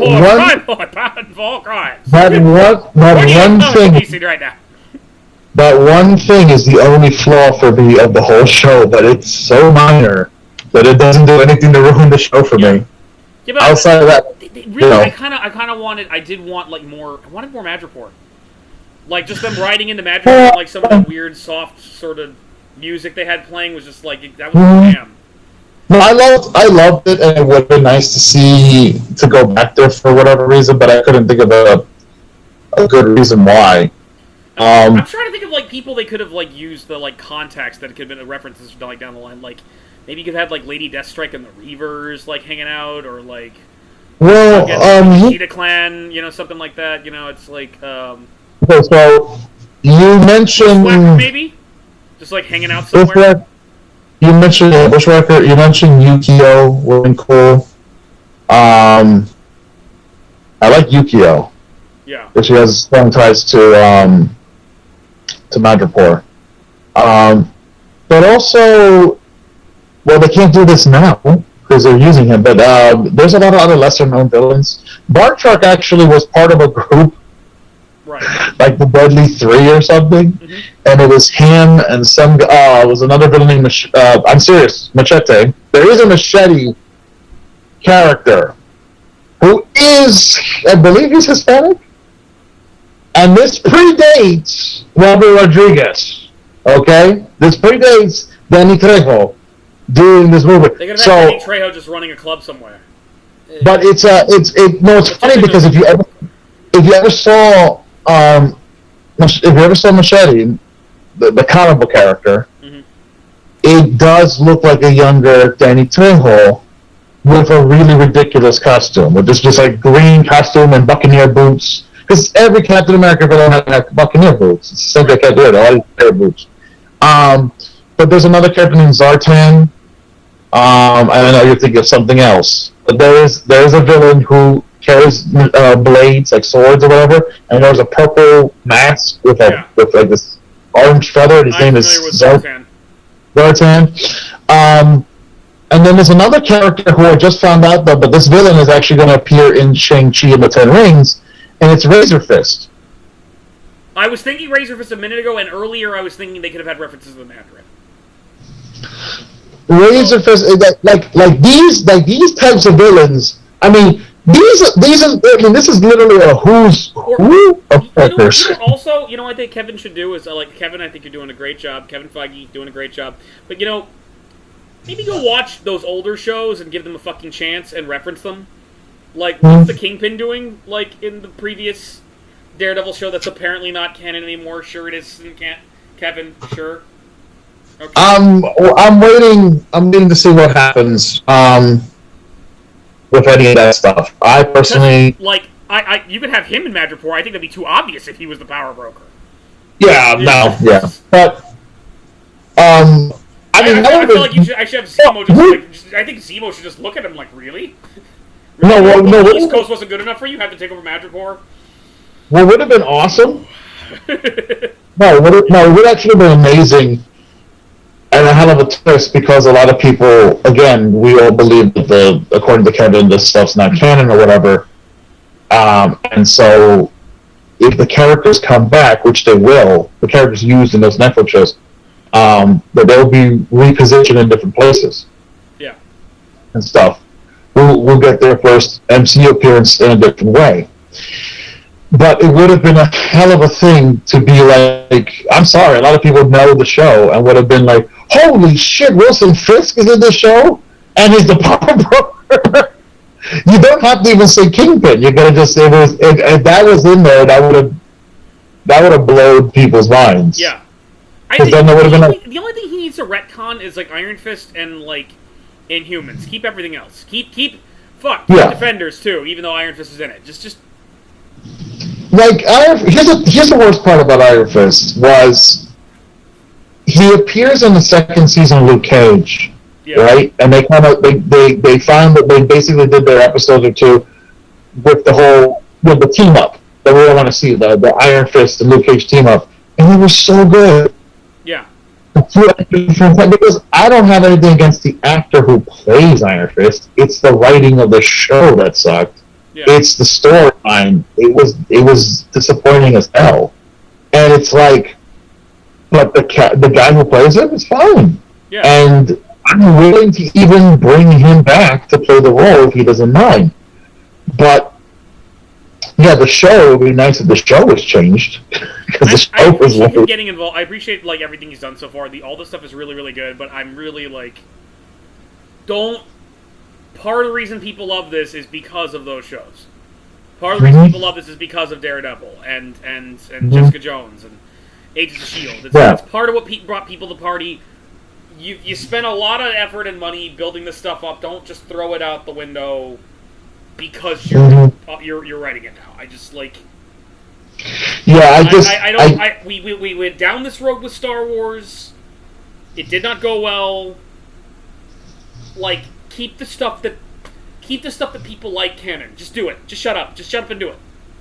And that's the thing. I'm just saying that we'll see what happens because anything I'm saying probably is in the works or it gets contradicted. So I don't know.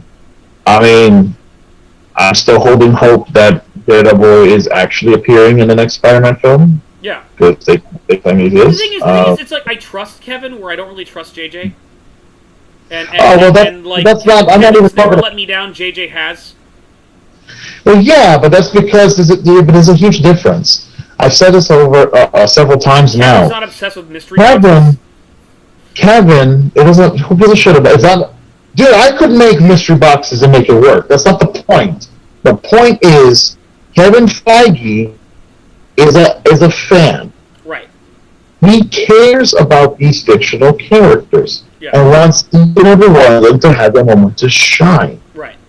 He wants the stories told.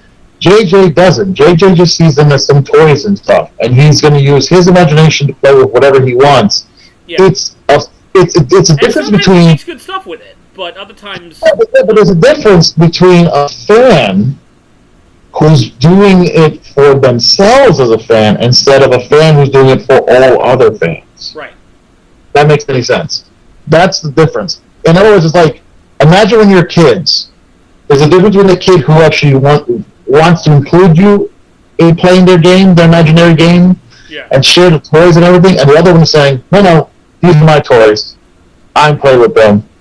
You know, I love Transformers too, but nope, this is just me. And that's kind of what it is. And then he films it and says, watch my thing. It's like, but you didn't make it for me or anybody else who also happens to like this. You made it for you, and you just so happen to be a fan too. Right. That's the thing. It's like, that's the difference between, it's like, that's what happened with Star Trek, and even Star Wars. It was like, it just so happened to be in line with the quota stuff.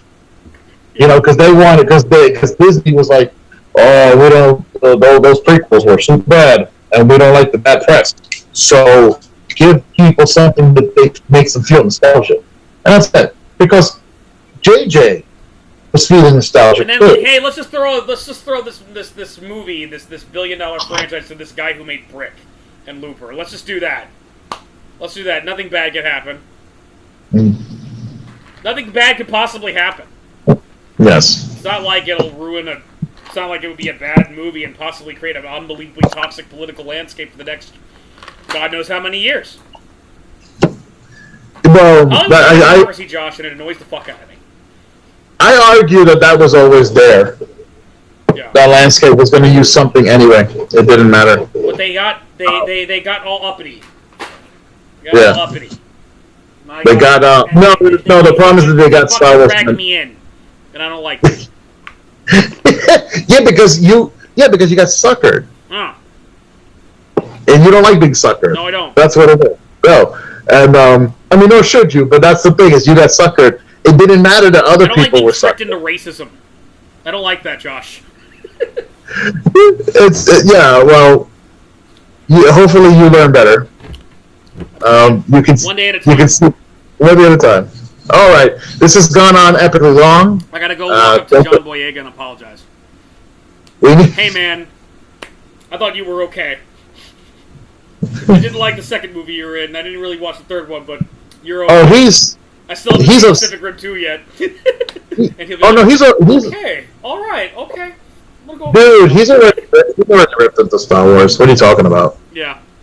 There's a whole. I appreciate him doing that. There's a whole publicized interview about him just like spilling the tea on the whole thing and how angry and upset he is about the whole thing. Yeah. But it's like, but in general. That's just it. That's just it. Why can't we have togetherness in terms of our hate of a film? Why can't we all agree that The Last Jedi was garbage? Why can't we all... I want to bring people together.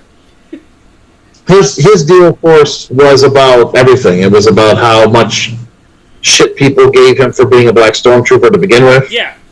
About the fact that Disney essentially was just trotting him around going, hey, look what we got, Token, and that's going to be better. It's like, instead of... Because he's like, I got a lot of crap, in social media over a bunch of people who were angry that I was a black stormtrooper. Right. And at the time, I was thinking Disney had my back by saying, let's be progressive, and times change, and stop, it doesn't matter, the color, and all this stuff. When in reality, they didn't care. They were just using me as a thing, because I was discarded. Like, my character had no...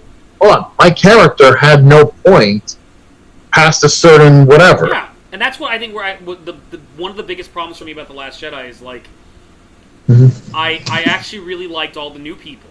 I liked Poe, I liked Finn, and I liked Rey in the first movie. Me too. And I liked Kylo even. He had all tantrum and all. I love that. It didn't...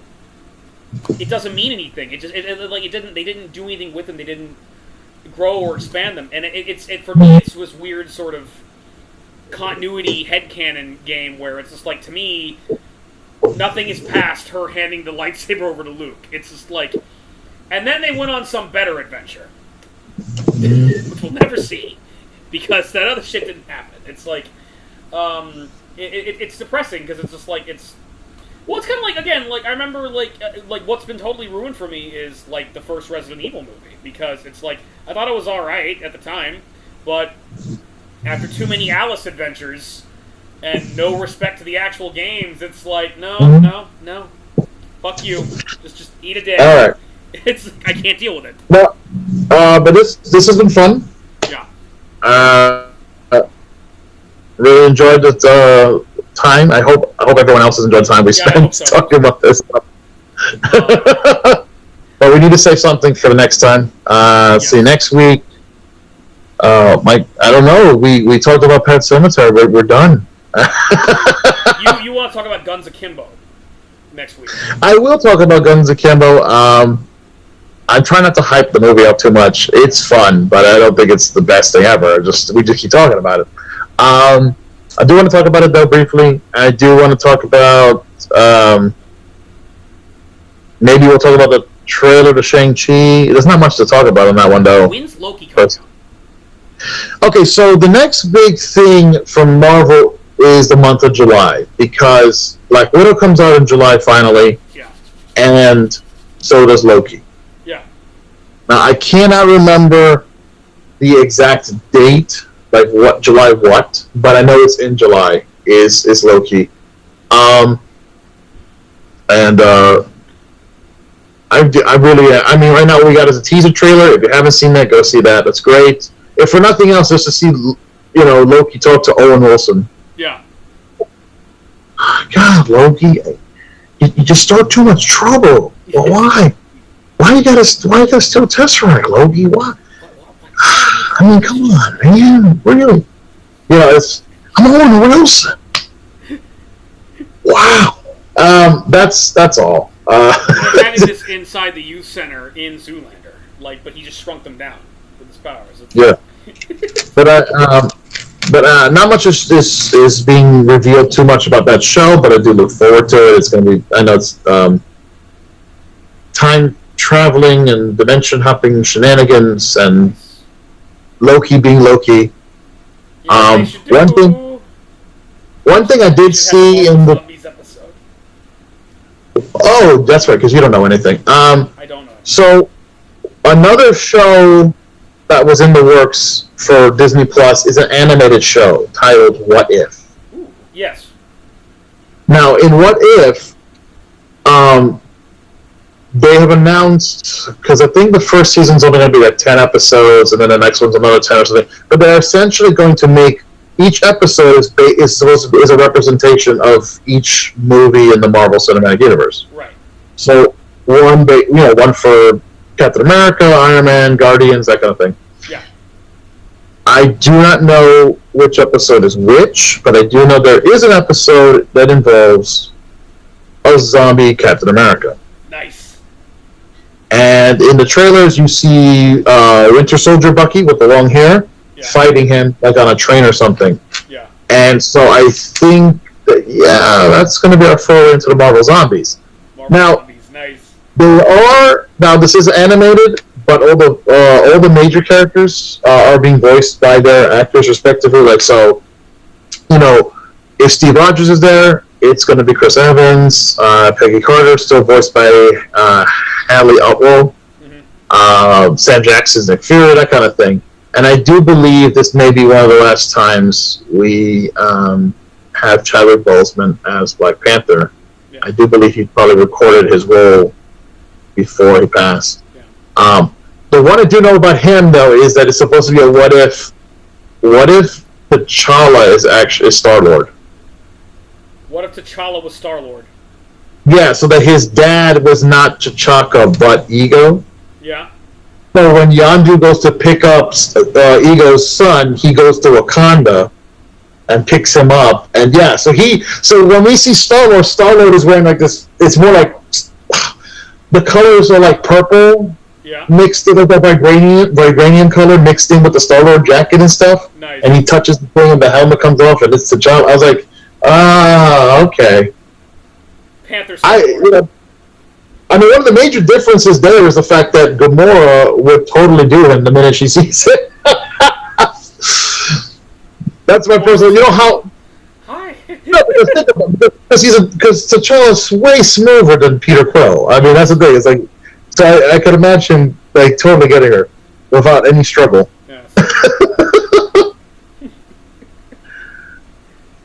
Get this raccoon a machine gun. No, it's hilarious. No, get this raccoon machine gun. Also, Drax, you must never freeze. my body's immune to the temperatures of the cold. I never freeze. Wear the coat. At the hoops. And Groot. You are Groot. I am Groot. So, but there's a couple things of that. I know probably the first episode is going to be what if Peggy Carter got the super soldier serum and became not Captain America because she's not American, but Captain Britain. Ooh. Yeah, I know. Wait. Yes. So it's a slight nod. No. It's a slight nod to the character. I don't know what the whole episode has though, because the whole episode. Why don't you know all these things? Because it's spoilers. Like, I don't want to know all of it anyway. But what I have seen is that you see Peggy in a costume. She doesn't have a helmet though, but she has a shield, and it's the British Union Jack, not the Stars and Stripes. Yeah. And she's running into battle against the Nazis and Hydra. But what ends up happening is Steve, who's still skinny because he never got into the tube, right? Mm-hmm. That's okay. His friend Howard Stark builds him a battle tank suit to go with Peggy. So he creates basically this giant, like, it looks like it's Iron Man. Yeah. So Steve is Iron Man in this big guy, rusted about robot looking thing, and then Peggy rides on top of it, and they fly in the sky. Nice. Yeah, so it's kind of cool, like these different timeline things. I was like, oh, okay. That's the beauty of What If, is that after you answer the question, what if, then it kind of snowballs and changes the whole timeline of the world. Yeah. Different characters, different events and stuff. So that's going to be fun. Pet Sematary, where they did the 2019 version of Pet Sematary, didn't make it suck. Because apparently, if the girl died instead of Gage, things just kind of get shitty. And just kind of... Yeah, it was kind of boring. Like, I get what they were doing. I was like, oh, now they're all buried, and okay. The only good part about the movie at the end of the day was the Ramones kicked in at the very end. It's like, that's all you got, is the Ramones song. That's it. It's like, all right. For me, the movie went downhill when she killed John Lithgow. that character dies in the book too, but it like and in the I knew that too. But that's not the point. The point is, I just enjoyed John Lithgow right here, and I felt sorry. I know he made a mistake. Movie, it's not just that character that's awesome. The whole thing's awesome. In this movie, it's just John Lithgow. That's it. That's all we got. Yeah, but that was my problem. My problem is I cared about him and the character he played. And yes, he made a mistake. He should never have told them about the stupid cemetery in the first place. But still, and now he's just basically just sitting there bleeding to death. Like, I'm sorry, I should have never. Stop stabbing me. Tommy. Anyway, so yeah, I gotta get going. Okay. But it's been fun. It's been fun, and I got 30 minutes till game time, so doing a little dance. We'll talk again next week. Guns Akimbo next week, and I don't know if I'm going to talk about anything. I don't know. We'll figure something out. You better catch up on some Yellowstone. What? You better catch up on some Yellowstone. I don't wanna. I might have to. Watch Pet Sematary for this. You better watch Yellowstone. No! Dude, seriously though, I was. I just. No, real quick before I go, I will say this. That's my thing. Like, I didn't hate the movie, but yeah, I didn't like it because it's really boring, and I had a hard time getting into the film. Like, at one point, I tell him, we're texting to each other, and I mentioned to you that I'm watching this, and you're like, oh, good luck, and or something to that effect. Yes. And all I kept going was, God, how long is this? I must have paused this movie I don't know how many times to check the running. So in preparation for a discussion with your brother, I have watched Godfather 1 and 2. And I think both movies are 3 to 4 hours long. Didn't feel it at fucking all, because it's a masterpiece, and it's excellent. And the atmosphere and everything builds up, and everything is so fucking dense. And it's great, and it's beautiful.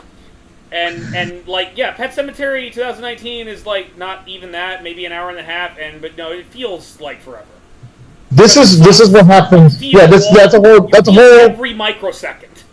Yes, that's a whole other discussion about directing and stuff. You have people who are able to take a 3-hour movie and make it just fly by.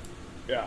And then you have people that can take something that's an hour and a half or 2 and make it feel like 4. It's just, I mean, sure, I've seen movies that were 60 minutes, straight up, just 1 hour, and longest 60 minutes I've ever spent in my goddamn life. Holy shit, how?